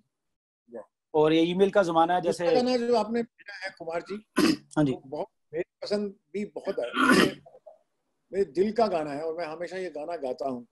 और ये बख्शी जी का बहुत ही बेहतरीन गानों में से गाना मैं मानता हूँ। जिंदगी के सफर में गुजर जाते जो मुकाम वो फिर नहीं आते, इसकी बात ही कुछ अलग है। लेकिन आपने कहा कि सुभाष जी अंदर सुनना है, फूल खिलते हैं लोग मिलते हैं, वो सुनना है।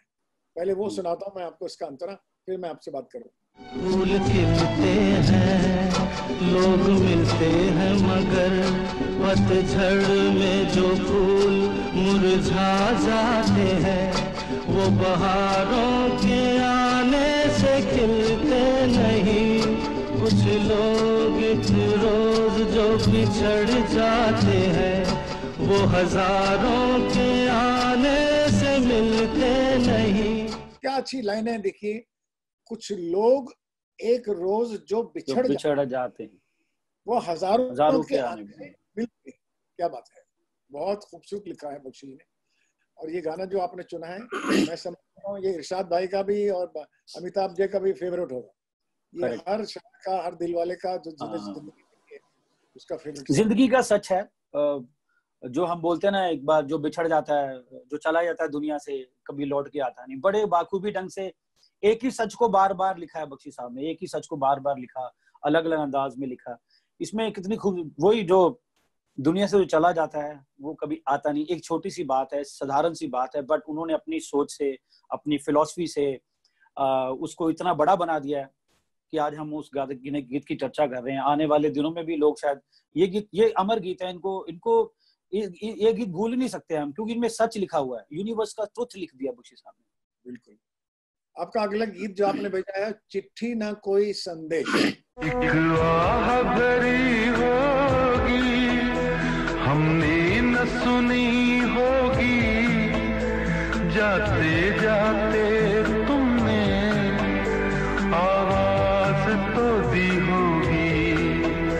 हर वक्त यही है गम, उस वक्त कहाँ थे हम, कहाँ तुम चले गए।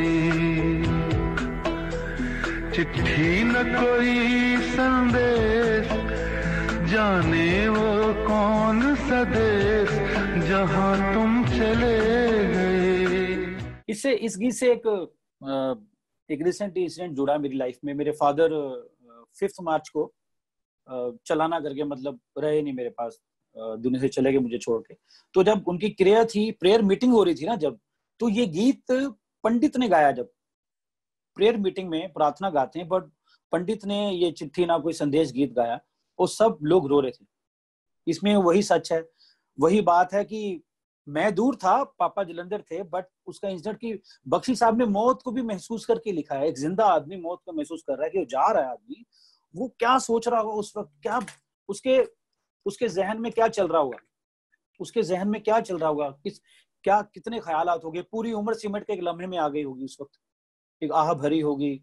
और सबसे खास बात है कि उस वक्त गम और उस वक्त कहाँ थे हम, 2 बार वक्त आ रहा है उस लाइन में, लेकिन दोनों के मायने कितने बड़े हैं। एक जाने वाले का, एक जो उधर जिंदगी में है, और उसका वक्त है। और बड़ा है, मुझे लगा कि मौत को कितने करीब से महसूस करके लिखा हुआ है ये गीत बख्शी साहब ने। सल्यूट है उनको इस राइटिंग के लिए। Sensitivity to the situation, people situation में सर, सिचुएशन पे हिट गीत लिखना ये बख्शी साहब से सीखा है, क्योंकि आज भी हम लिखते हैं सिचुएशन पे। मुझे लगता है कहीं ना कहीं जो आज हुक लाइन हम लिख रहे हैं, हुक लाइन का टैग हम सब पे लग गया है, बट हुक लाइन का जो क्रिएटर है वो बख्शी साहब ही है। उस नामकरण अब हुआ है, बट हुक लाइन उन्होंने पहले लिखनी शुरू कर दी थी। तो छोटे छोटे टुकड़े थे, पहले टुकड़ा बोला जाता था, है ना, पहले बोलता था मुखड़ा क्या है, लेकिन अब सुभाजी पूछा जाता है गाने की हुक लाइन क्या है। सिर्फ हुक लाइन पे गाना तय हो जाता है। हुक लाइन आ गई तो समझ लो आपको जन्नत मिल गई है, गाना पूरा कंप्लीट हो जाता है। आज हुक लाइन का दौर हो गया, लेकिन नामकरण हम पे लगा, पहले हो गया था ये, मुझे लगता है। कुमार जी, आपकी तारीफ करते हुए मैं कहूंगा कि आपके अंदर भी गाने ऐसे हैं जिसमें sense of humour with philosophy है। आपके कई गाने मैंने सुने हैं, सोनियो गाना है, जैसे बहुत से गाने हैं जो कि आप में बख्शी जी की बहुत की तरह आपके अंदर भी वो क्वालिटीज हैं कि जहाँ आप को एक मुस्कुराहट से देखते हैं लेकिन दिल से महसूस करते हैं। और वो एक शायर के लिए बहुत एक जरूरी चीज होती है, और वो है आप में है, अमिताभ जी में है। हाँ जी, मुझे लगता है कि आज की जनरेशन में सर इम्पैक्ट ऑफ राइटिंग किसी गीतकार का है, वो अनंत बख्शी साहब का है। हर आदमी उनके गीत सुनता है। हाँ, असर बहुत है बख्शी साहब का। अगर आप गीतकारों में बैठेंगे जो ऊपर उठ रहे हैं, जो बैठ भी सफल हो गए हैं, जब भी चर्चा होती तो लगता है गीत की, जब शायरी की बात हो, पोइट्री की बात हो, मैं नहीं जानता, लेकिन जब गीत की बात हो तो मोहर तो बख्शी साहब के नाम पे लगती है। गीत में जो वो फिलॉसफियां ले आए हैं, कहानियां बोल दी, लोगों की दिल की बात कर दी। शायद मुझे लगता है वो खुद की बात कभी करके नहीं गए, पूरी दुनिया की बात की है उन्होंने हर बार। बिल्कुल सही कहा, वो खुद की बात कभी भी नहीं करते थे। कभी भी मैंने उनको तारीफ करते नहीं सुना, अपनी कभी भी और के लिए नहीं सुना, कुछ नहीं सुना। आदमी मुसाफिर है, आता है और जाता है, आते जाते रास्ते में यादें छोड़ जाता। क्या बात है। आदमी मुसाफिर है, आता है जाता है, आते जाते रास्ते में यादें छोड़ जाता जी कुमार जी। हाँ जी, ये जैसे बोलता हूँ कि यादें कभी नहीं मरती हैं, तुम मर जाते हो, हम मर जाते हैं, दुनिया मर जाती है, बट यादें हमेशा जिंदा रहती हैं। एक सच जो है आज भी और कल भी रहेगा। आदमी मुसाफिर है, हम भी मुसाफिर हैं, बख्शी साहब भी मुसाफिर थे, बट बख्शी साहब ऐसे मुसाफिर थे जिन्होंने कि हम जैसे मुसाफिरों के रास्ते आसान कर दिए।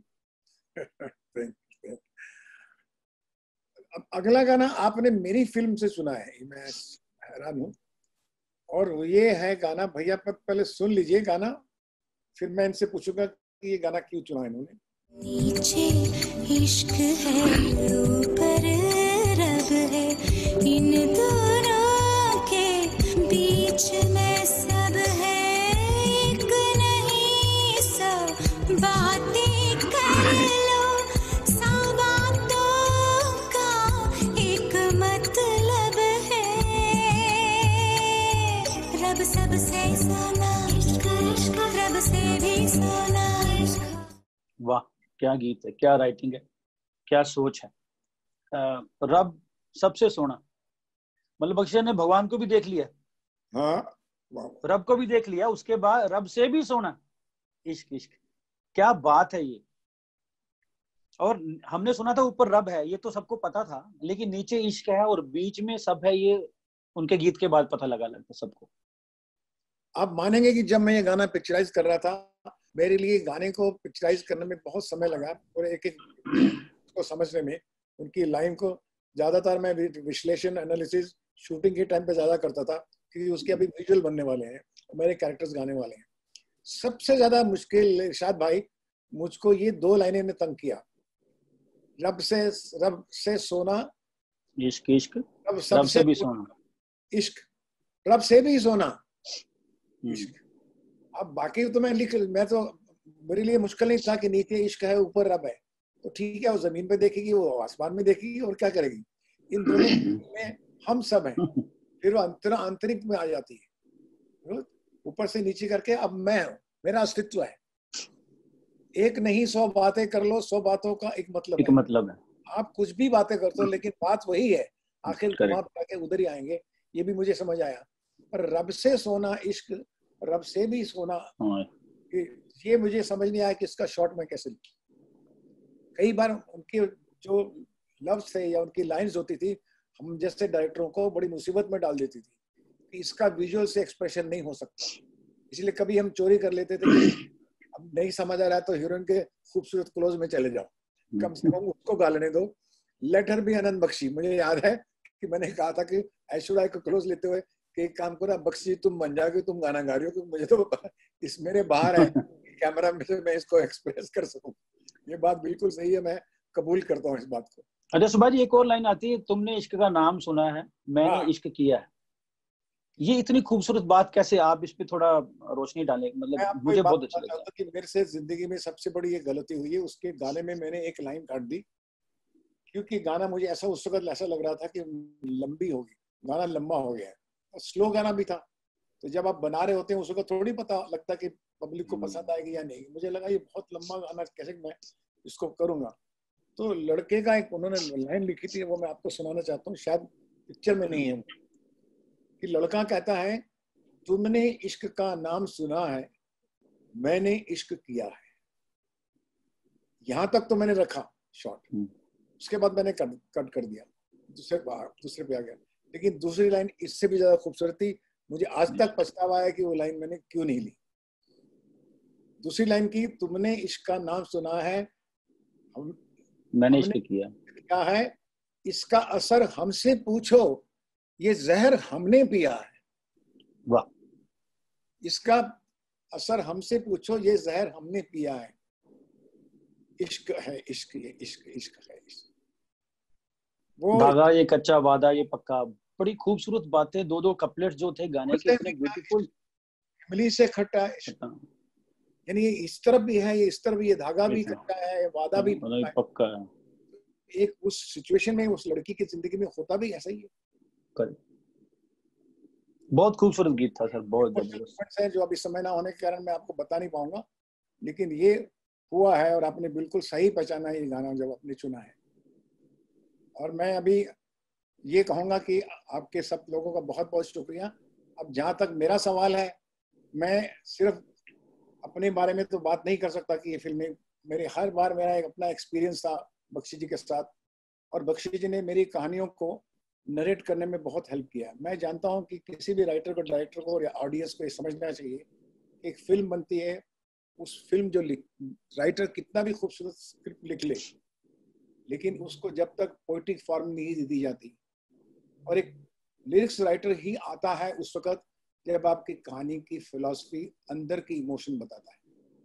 जब उसको इंटरलाइज करने वाला, स्क्रिप्ट को इंटरलाइज कितना भी ड्रामेटिक हो, चाहे जिंदगी मेरी जंग हो या एक्शन फिल्म हो या कोई भी फिल्म हो, आप उसको जो एक लेयर देते हैं, रूहानी लेयर, वो सिर्फ लिरिक्स राइटर ही लाता है।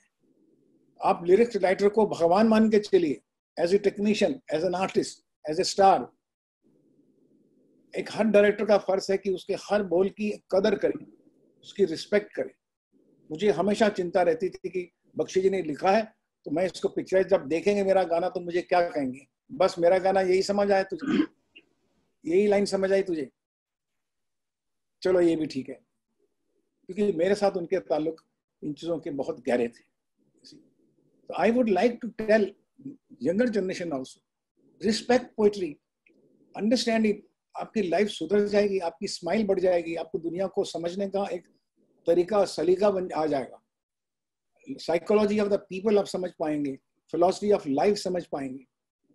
अब मुझे, अगर आप मेरी पसंद के गायन का है तो मैं सिर्फ आज की डेट में 2200 गाने मुझे बहुत पसंद हैं, लेकिन रोमांटिक गाना एक मैं सुनाऊंगा आपको अपनी पसंद का, और एक फिलॉसफी का।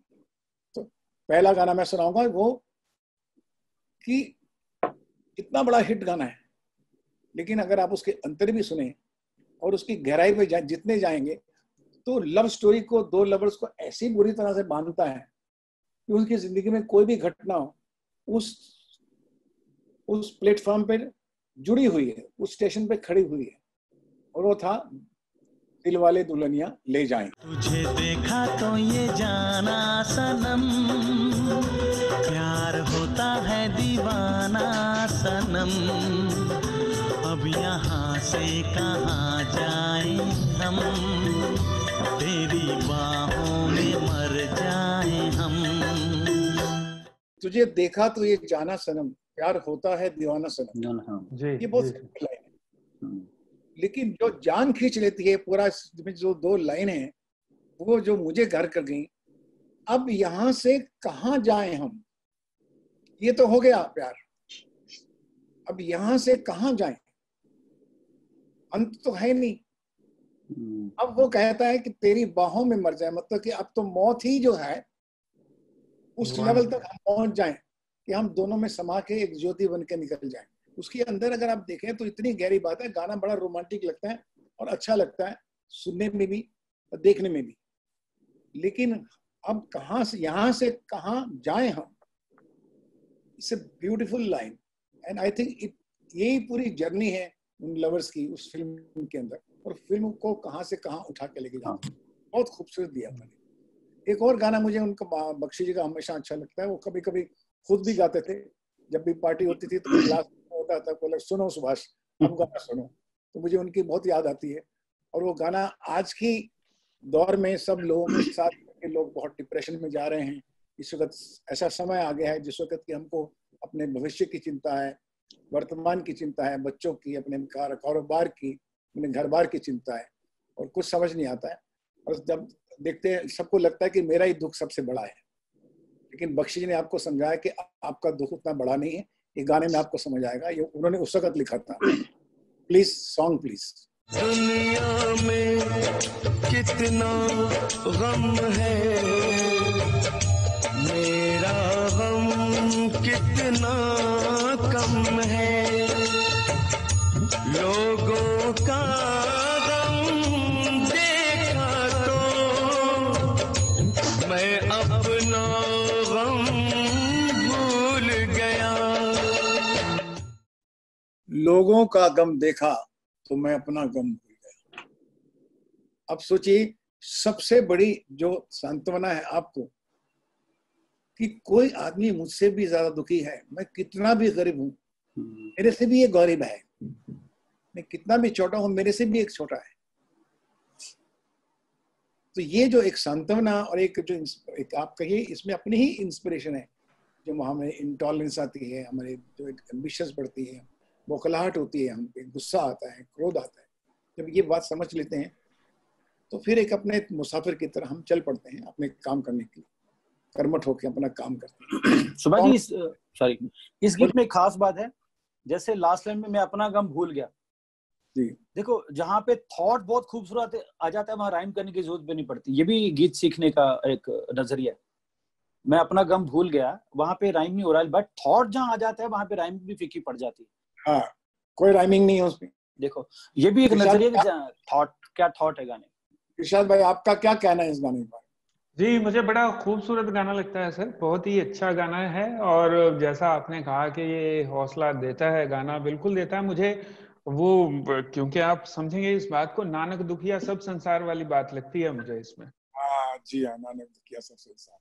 तो इरशाद भाई वो थॉट के बारे में जो मैं बोल रहा हूँ, एक थोड़ा रोशनी आप भी डाल सकते हैं कि जैसे राइम नहीं हुआ वर्ड, बट थॉट जहाँ पे आ जाता है वहां पे राइमिंग भी कुछ नहीं कर पाती। हाँ करेक्ट, अगर वो थॉट अपने आप में बहुत कंप्लीट हो जाता है, कंप्लीट है तो जैसे एक और बख्शी साहब का गाना, जिस मतलब वो भी एक लाइफ की फिलोसफी है, बहुत बड़ी फिलोसफी है वो, तुम बेसहारा हो तो किसी का सहारा बनो, तुमको अपने आप ही सहारा मिल जाएगा। तो जैसे वो भी जो थॉट है कि मतलब एक जो वॉइड है नहीं, वो हम लोग उनके बहुत सारे गानों में ऐसा है। वो गाना हाँ, ये तो गाना सुनने में ही मतलब तुमको अपने आप में सहारा मिल करेक्ट। जाएगा, अपने आप में बड़ी बात है। जैसे मुझे एक गाना दोस्त पिक्चर का उनके याद आ रहा है, गाड़ी बुला रही है, सीटी बजा रही है, चलना ही जिंदगी है, चलती ही जा रही है। अब ये चलना ही जिंदगी है, चलती ही जा रही है, अपने आप में बहुत बड़ी बात है। सही बात, करेक्ट। और कितनी आसान। आप बता दे तुझे कैसे जिया जाता है। हाँ बिल्कुल। तो मुझे एक, आप क्योंकि सवाल जवाब हो रहे हैं, तो मुझे भी एक बात आपसे जाननी थी सुभाष जी, कि मैंने सुना है और मैंने ये बात बहुत सारे लोगों से सुनी है कि बख्शी साहब 8-10 अंतरे लिख देते थे। 8-10 अंतरे लिख देते थे। तो मैं पूछना ये चाहता हूं कि 8-10 अंतरों का खजाना किसी डायरेक्टर को मिलने के बाद क्या चेंज करने की गुंजाइश रहती थी कुछ? मेरे साथ हमेशा ऐसी प्रॉब्लम बख्शी जी के साथ। और फिर और दूसरा इसी के साथ जुड़ा हुआ सवाल ये था कि ये चूज कौन करता था कि ये 8 अंतरों में से ये 3 अंतरे कौन से हैं? ये प्रिविलेज मुझको देते थे जी। जी अपने आप में बहुत ही स्वाभिमानी इंसान भी थे, और वो हमेशा प्रोड्यूसर डायरेक्टर को या जो सुनने वाला है उसको पहले वो समझ लेते थे कि इसको ये शायरी कितनी समझ आएगी कितनी नहीं आएगी। लेकिन उनको ये था कि मैं अपनी कहानी और अपनी फिल्म के साथ सिंसियर रहूं। ये जो डायरेक्टर है या प्रोड्यूसर है ये अपने इंडिविजुअल लोग हैं, लेकिन आखिर तो एक कहानी कहनी है, उस कहानी में एक गीतकार ने अपना कहना है जो कहना है, और ऑडियंस ने पब्लिक ने जानना है। तो वो तकरीबन मोस्टली डायरेक्टर्स को प्रोड्यूसर्स को 2 और 3 अंतरों से ज्यादा नहीं देते थे। मैं आपको आज बताता हूँ। ओह अच्छा, तो फिर ये 8-10 अंतरों वाला मिथ है क्या? मैं आपको बताता हूँ जी। क्योंकि मैंने उनसे पूछा कि आप क्यों नहीं देते, कहने लगे जब मैंने देना शुरू किया तो बोलेगा 2 और लिख दो। मतलब ये वही वाली बात है, कुछ और है वो दिखाइए। एक बार ये इंसिडेंट हो रहा है तो बात चली, तो बातों में इरशाद भाई बात निकली जी कि एक बार सुभाष जी मैंने बहुत अच्छा गाना लिखा, तो प्रोड्यूसर ने बोला मुझे कि यार अच्छा नहीं लग रहा, अच्छा गाना खराब हो गया। तो मैंने एक बार फिर दोबारा गाना लिखा, मैंने बोला सर मैंने बहुत अच्छा गाना लिखा है। कहते फिर क्या, मैं खराब कहाँ से करना है वो बताइए अभी। मेरे साथ उनके साथ ऐसा था, मेरे साथ ऐसा था कि वो मैं मेरे बिना कहे, और जब वो 3 देते थे मैं 3 कबूल कर लेता था। मैंने उनको कभी नहीं कहा कि कुछ और लिखो, जब तक एक बड़ी आर्गुमेंट वाली बात ना हो कि वो बात मैं कहानी में कहना चाहता हूँ, बख्शी जी अगर वो भी आ जाए तो अच्छा है, ऐसा मैं उनको कहता। तो बोले अच्छा मैं कल एक अंतरा भेजता हूँ। लेकिन वो बहुत कम हुआ हमारे साथ जी। क्योंकि मैं आपको इसलिए मैं आज उनका क्यों इतना बड़ा फैन हूँ, उनका प्रशंसक हूँ, कि वो कहानी को मुझसे ज्यादा समझ लेते थे, ऐसा होता है। लेकिन वो मुझे 4-5 अंतरे देते थे। अच्छा। जब उन्होंने मेरा काम देखना शुरू किया कर्ज के बाद, ये लड़का जो है ये मेरे बोल की, मेरे शब्दों की कदर करता जी जी जी जी जी।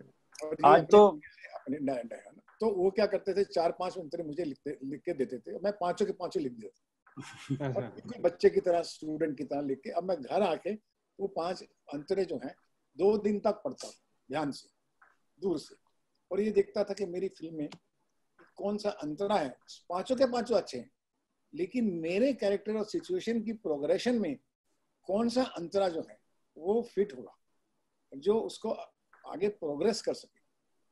क्योंकि तो शायरी है, बोलते ही जा रहे हैं, अच्छी बातें बोल रहे हैं, लेकिन मुझे अभी उतना ही उठाना है जितना कि 2 अंतरे उठाने हैं या 1 अंतरा उठाना है, और ये अंतरा मैं उस कैरेक्टर के द्वारा कहूँगा, उसके इमोशन से लेके जाऊंगा। तो आप भी, मेरे पास एक किताब है, मेरी लाइब्रेरी है, मैं आपको बताता हूँ कि बख्शी जी के बहुत से अंतरे मेरे पास पड़े हुए हैं। क्या बिल्कुल, मैं यही कहने ही वाला था कि अगर 5 अंतरे आप लेके जाते थे और 3 इस्तेमाल करते थे तो आप तो खुद पिछली गली से खुद आनंद बख्शी हो सकते हैं दूसरी तरफ से। तो वही अंतर दिखाते। और मैं तो छोटे मोटे लिखता हूँ तो बख्शी जी याद आते हैं मुझे, बात चलती है मुझसे, और मेरे पास इतने अंतरे कि आप नए गाने बना सकते हैं, अच्छे अच्छे अंतरे। दीवाना दिल के गाने उन्होंने अच्छे लिखे, उसके कितने अंतर लिखे। नहीं क्या मीटर था दीवाना दिल का सर, मीटर क्या था उसका? इतना अलग ये बात है, उसके बहुत इश्क बिना। और सुभाष जी, ये आपका जो गाना था दिल दीवाना, जो परदेश का गाना था जी, हाँ, तो मुझे ये ऐसे ही मेरा बड़ा पसंदीदा गाना है, और मुझे उन्हीं का वो गाना भी याद आया जहां पे जब वो दीवाना और दिल का इस्तेमाल करते हैं तो मुझे ऐसा लगा कि वो एक खेल करते हैं, दीवाना और दिल एक खेल करते हैं दोनों आपस में। अब यही गाना, ये दिल दीवाना है, दीवाना दिल है, ये दिल दीवाना, अब वहां भी खेल, ये दीवाना दिल दीवाना, आपके वाले जो प्रदेश वाला सिचुएशन है, कर। तो वहां पे फिर वही वाला एक खेल हुआ है, जिसे मुझे लगता है ना, एक आदमी का दिल नहीं भरता है एक बात, एक उस लफ्ज को कह लीजिए या इमोशन को कह लीजिए, वो खेल, वो कैसा खेल सर वो। और दूसरी बात मुझे ये बताइए सर कि वो कंपोजिशन के जैसा कि खुद कर भी लेते थे, जब वो कंपोजिशन में बंध जाते थे तब आनंद बख्शी, बतौर आनंद बख्शी कितना खुल पाते थे? बख्शी में बहुत बड़ी खूबी थी जी, ट्यून पर भी अच्छा गाना लिख लेते थे। जी जी जी, वो तो ऑब्वियसली, बेशक। अभी जो इश्क बिना क्या जीना, ये उन्होंने गाना उन्होंने ट्यून पे लिखा, रहमान ने उनको ट्यून भेजी और उसके ऊपर उन्होंने पूरा गाना लिखा, और वो गुड़ से मीठा उसके ऊपर लिखा।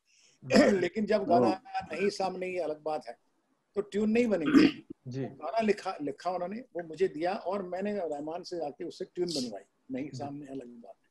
तो दोनों में उनमें बहुत बड़ी खूबी थी। अभी आपने जो एक बात कही कि दिल दीवाना, दीवाना दिल, जी, दिल जो प्रदेश का गाना है, जी जी जी जी, अगर मैं उनके घर गया था, मुझे याद है, और मैंने कहा कि सब क्या सिचुएशन है तुम्हारी सुभाष भाई, मैंने सिचुएशन वही है, पुरानी सिचुएशन है, कहा मेरा भी ऐसा होता है, कोई नहीं है ऐसा कुछ। वो दिल, उसका दिल टूट जाता है, सोचता है, उसको झुंझला गया अपने दिल की, यार इतना इमोशन के साथ मैं फंस गया हूँ, तो कहीं वो फंस जाता है। आपको सिचुएशन मालूम है, वो स्टोरी में ऐसा शाहरुख जाता है और शाहरुख ऐसा सी बात होती है, तो मेरे वाला तो बोलते हैं कागज उठा, उनके कागज पड़ा था, मैं कागज उठाता था, आज तक उसका कर्जा मैं नहीं दे सका।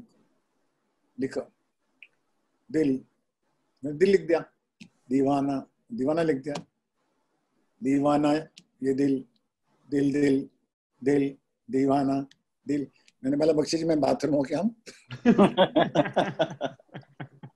बोला रुकने लग गए और मैं बाथरूम चला, बोले जाओ क्या, उनके बाथरूम में आया। अब आके मैंने बोला बख्शी जी आपने 2000 गाने दिल के लिखे, कुछ तो तरस करो मेरे पे है। तो बोले अच्छा तो कल आना, हंसने लगे हैं। और जैसे मैं घर पहुंचा तो 2 घंटे बाद मुझे फोन आया, तुम वापस आओ, बांद्रा में ही रहते मेरे पास।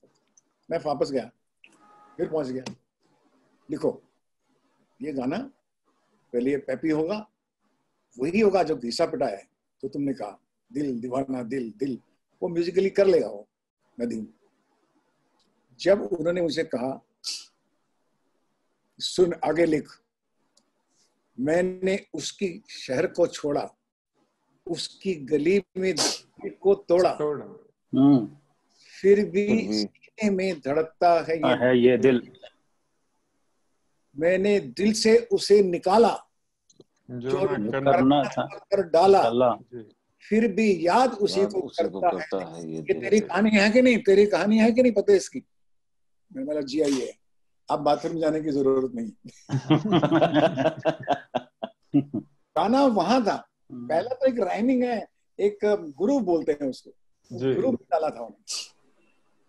ये कुमार ने जो वो हुक लाइन वाली बात की थी, बख्शी साहब को ये एजाज बख्शा था हुक लाइन का, वो मुझे लगता है वही वाली बात है। पहले उन्होंने वो थोड़ा सा हुक लाइन बनाने की कोशिश की थी दिल दीवाना से। और इरशाद भाई, सुभाष जी, मुझे ऐसा जैसे 3-3 आंतरे उन्होंने लिखे, 10-10 आंतरे लिखते थे।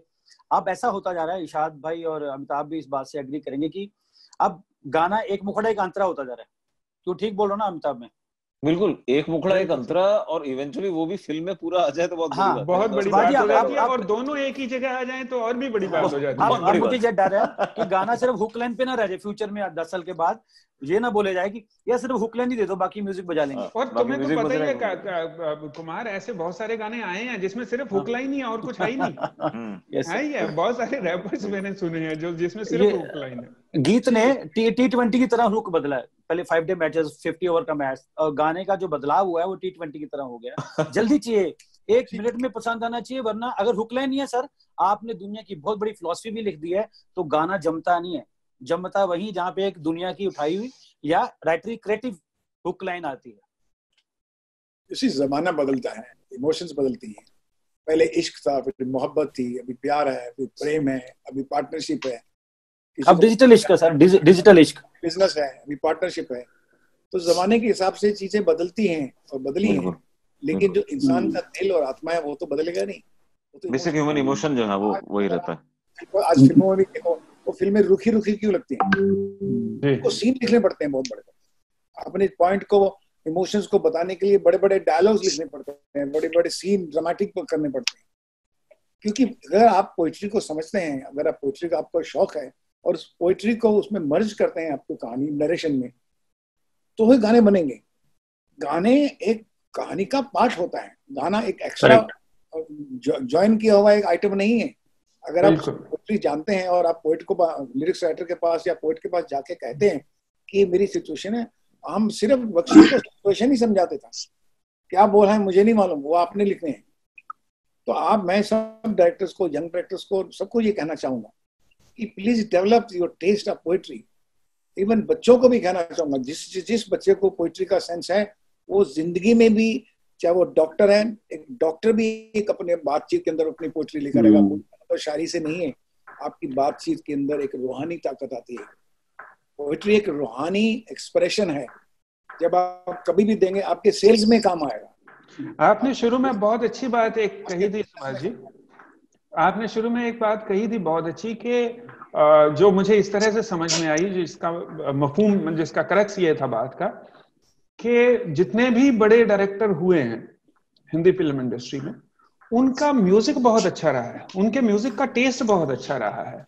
वो बिमल राय रहे हों या राज कपूर साहब रहे हों या आपकी पिक्चरें देख लीजिए या यश जी की पिक्चरें देख लीजिए, उनका म्यूजिक का टेस्ट बहुत अच्छा रहा है पिक्चर में, और उन्होंने वीव बहुत अच्छा किया है म्यूजिक को। और आप सबको देखेंगे, यश चोपड़ा जी को देखिए, राज साहब को देखिए, जितने भी बड़े बड़े डायरेक्टर थे, इन लोगों ने अपने राइटर्स को बहुत बड़ी महत्वता दी है, बहुत बिल्कुल इंस्पायर किए हैं उनको। कहानियां दिन रात उनके साथ बैठे हैं, उनके साथ खाने खाए। सुभाष जी, मुझे लगता है इस बात में एडिशन करूंगा, मुझे लगता है पहले प्रोड्यूसर भी एक आर्टिस्ट हुआ करता होगा, उनके अंदर आर्टिस्ट था। आज कॉर्पोरेट वर्ल्ड में शायद ये चीज मिसिंग भी है कहीं ना कहीं से, मुझे ऐसा फील होता है। एक तो पॉपुलेशन बढ़ गई है तो स्केल भी बढ़ गया है, ऐसा नहीं, आर्टिस्ट भी आज भी बहुत हैं, और बच्चे लोगों के अंदर बहुत। और एक और चीज जो शुरू में इरशाद भाई ने भी कहा, कुमार भाई ने भी कहा, कि कहीं ना कहीं जो हमारा हमेशा से ट्रेडिशन था कि फिल्म में गाने अच्छे होते थे, म्यूजिक अच्छा होता था, लेकिन पहले समझ लीजिए गाने आ गए, हमने उनको रेडियो पे सुन लिया या चित्रहार में सुना, जो भी हुआ, जब हम उसको थिएटर में देखने जाते थे तो उसको जिस तरीके से दर्शाया जाता था, वो मोमेंट का जो हम पे इम्पैक्ट आता था, आजकल वो रन टाइम कम हो गया, वो गानों का थिएटर में वो इम्पैक्ट चला गया। मतलब हम जब जाते हैं, गाने टुकड़ों में रहते हैं, पोर्शन में आते हैं, उन बैकग्राउंड में चले जाते हैं, उन पे डायलॉग होते हैं, तो गानों का इम्पैक्ट चला जा रहा है क्योंकि उनका वो प्रेजेंस नहीं रहता है हमारी फिल्मों में। वो भी एक बड़ा फैक्टर है फील कि जिसकी वजह से शायद मेरा ये मानना है अमिताभ जी कि गाने भी तो डायलॉग ही हैं। जी करेक्ट। गाने अभी भी ये अमिताभ ने एग्जांपल दिया भी था, अच्छा तो हम चलते हैं जी। म्यूजिकल डायलॉग है। Musical dialogue correct. हमारे जितने रामायण महाभारत जितने काव्य हैं सभी पोएटिक लिखे गए हैं जी, राइमिंग में। वाणी है जो है हमारी गुरवाणी है, सब पोएटिक तरीके से फॉर्म में लिखी हुई है जी। हम लोग एपिकल लोग हैं, हमारा हर ग्रंथ हर शास्त्र पोएम में लिखा गया है और इसीलिए वो हजारों साल से जिंदा है। अगर आप उसको पोएटिक लैंग्वेज देते हैं तो वही बात जो है वो जिंदगी भर नहीं सेंचुरीज में सदियों में रहती है। ये बात बच्चों को समझनी चाहिए। मैं तो कहता हूँ आज कोई भी विषय लीजिए, नैरेटिव कीजिए, अगर आप उसको थोड़ा पोएटिकली कर देते हैं तो बेड़ा पार हो जाता है। वो फिलॉसफी जो है आपको डायलॉग बोल के बोर करने की जरूरत नहीं है, उसको आप गीत में ले आइए, फिर आप देखिए कहाँ से कहाँ पहुंच जाती है चीज। बहुत अच्छी बात, आज बहुत अच्छा लगा आप सब लोगों से बातें, और बहुत समय भी हो गया, हमें बातें करते पता भी नहीं लगा कि कितना टाइम हो गया। लेकिन आज हमारे एक सरप्राइज छोटी सी आइटम है आपके सामने इस प्रोग्राम में। बख्शी साहब, आनंद बख्शी साहब के सुपुत्र, उनके बेटे राकेश बख्शी जी भी हुए हैं यहाँ पर। अरे वाह जी हाँ, राकेश बख्शी साहब जो हैं वो अपने पिता के बारे में जब वो थे तब तो जानते ही थे, जब वो चले गए तो और भी जानने लगे। उन्होंने, क्योंकि राकेश जो है मेरे साथ तब से आज तक संबंध में है, उनके परिवार मेरे संबंध में है, हम लोग मिलते भी हैं, अभी तक मिल रहे हैं, उनको गए हुए बहुत साल हो गए।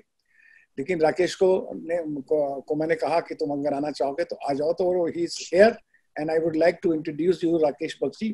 He has written quite books on Bakshi ji also, Bakshi ji poetry and directors के बारे में भी उन्होंने काफी किताबें लिखी हैं. He himself is a writer and very nice man. Very, you can see that he is a son of a great man. He himself is a very good soul. Rakesh ji आप यहाँ पर हैं तो प्लीज आइए, दरवाजा खोलिए, खिड़की खोलिए, हम आपको देखना चाहते हैं और सुनना चाहते हैं। Rakesh ji, Rakesh Bakshi. Hi Subhash ji, good evening my ex-boss. Good evening Rakesh ji. Hi Irshad ji, Kumar ji and Amitabh ji, how are you? Good evening to everybody, to all the listeners. Great to have you here. Lovely. So for me, Anand Bakshi was just daddy. सिर्फ daddy, not Anand Bakshi lyricist, गीतकार। तो आप लोग जब बात करते हैं, आप जैसे लोग जब ट्वीट करते हैं, आप फेसबुक पे लिखते हैं, सोशल मीडिया पे लिखते हैं, ऐसे कॉन्फ्रेंसेस में बैठते हैं, so I come to know the lyricist Anand Bakshi, who I never knew, because for me all his life till he was alive he was just daddy. You know, pocket money से मतलब, गाड़ी रात को मिलेगी कि नहीं मिलेगी, घूमने के लिए उससे मतलब, you know, education fees से मतलब, nothing else.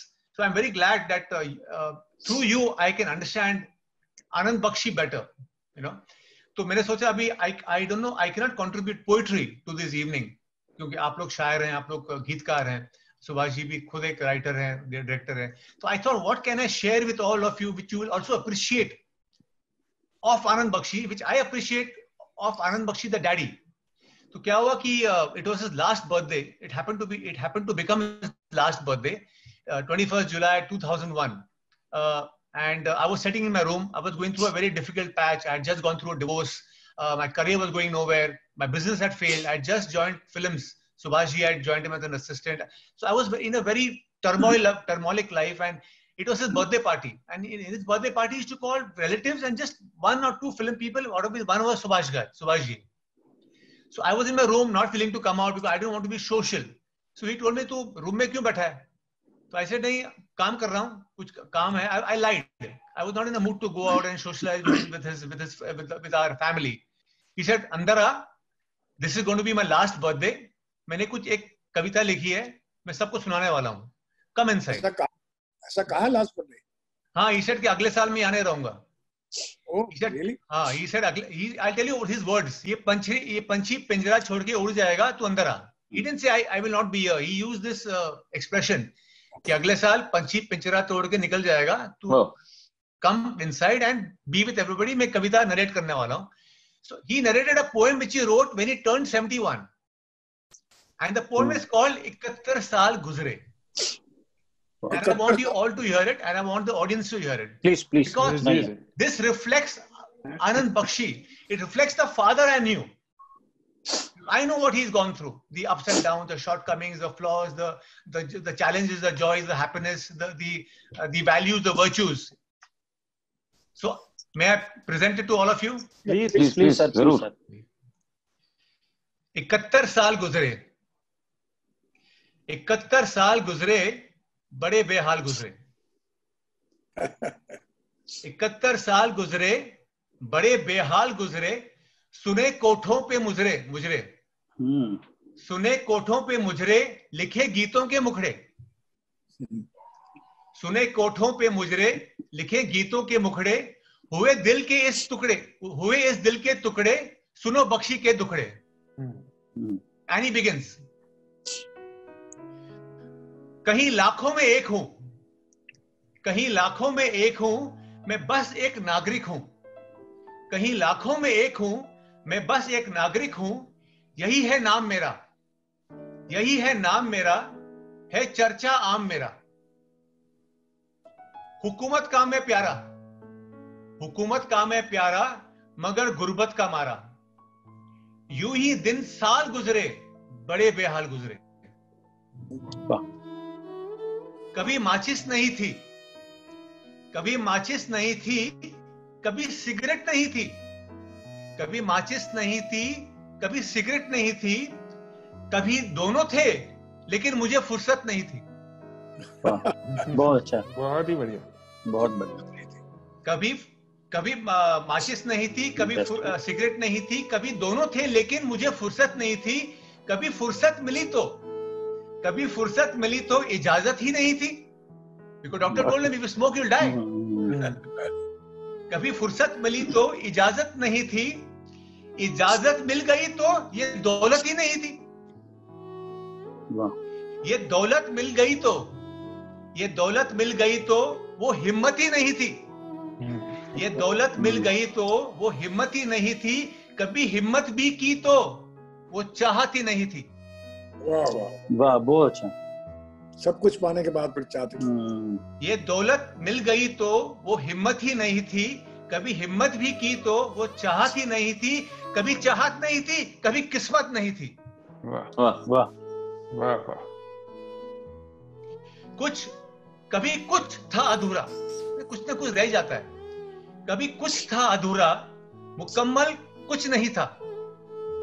कभी कुछ था अधूरा, मुकम्मल कुछ नहीं था. रहा सब कुछ बराबर, रहा सब कुछ बराबर, ज्यादा कम भी नहीं था. रहा सब कुछ बराबर, ज्यादा कम भी नहीं था. जुदाई तो नहीं थी, जुदाई तो नहीं थी, मगर संगम भी नहीं था. वाह वाह वाह. जुदाई तो नहीं थी, संगम भी नहीं था. says के I had,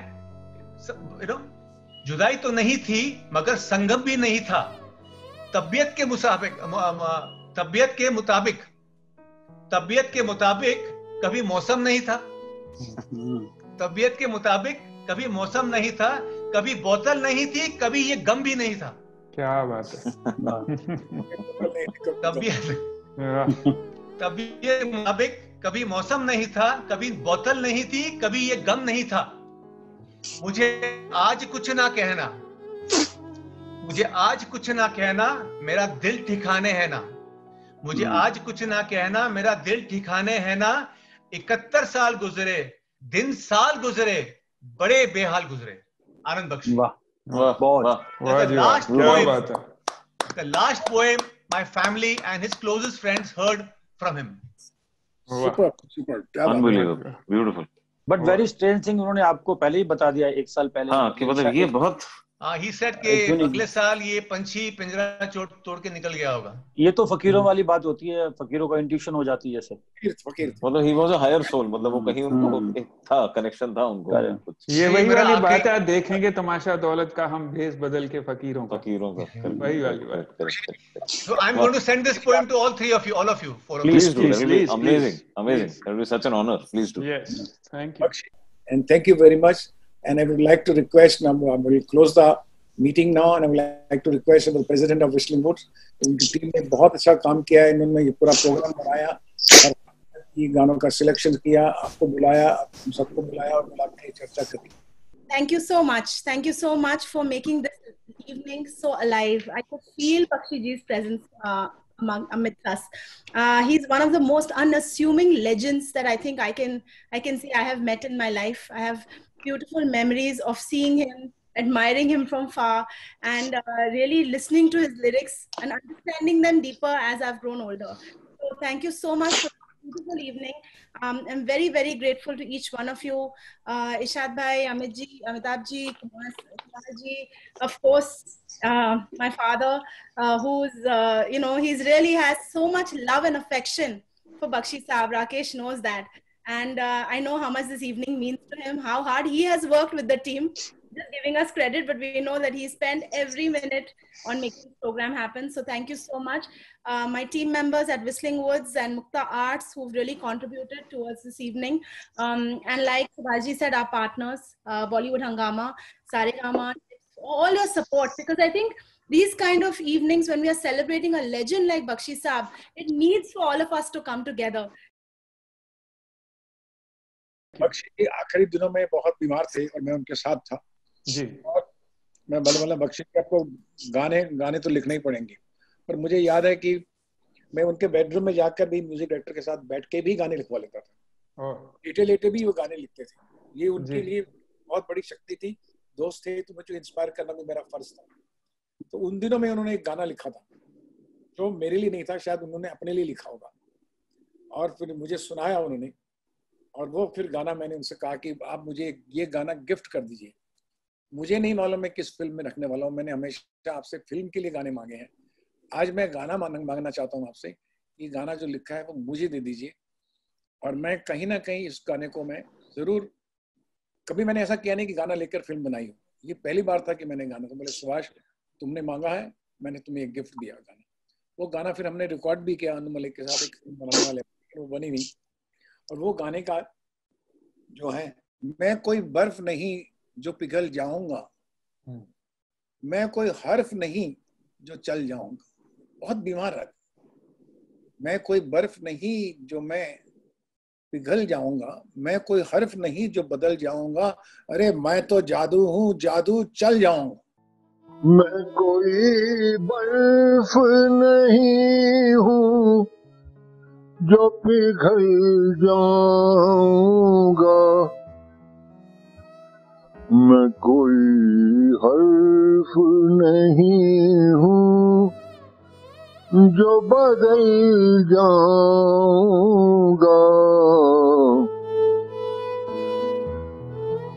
चांद सूरज की तरह वक्त पे निकला हूँ मैं, चांद सूरज की तरह वक्त पे ढल जाऊंगा. मैं कोई बर्फ नहीं हूँ जो पिघल जाऊंगा.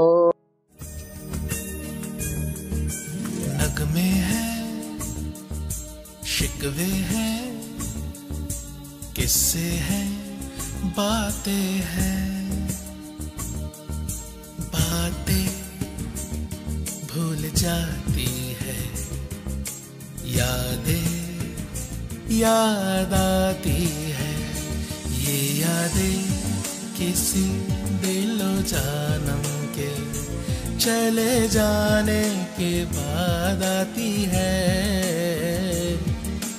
यादें यादें यादें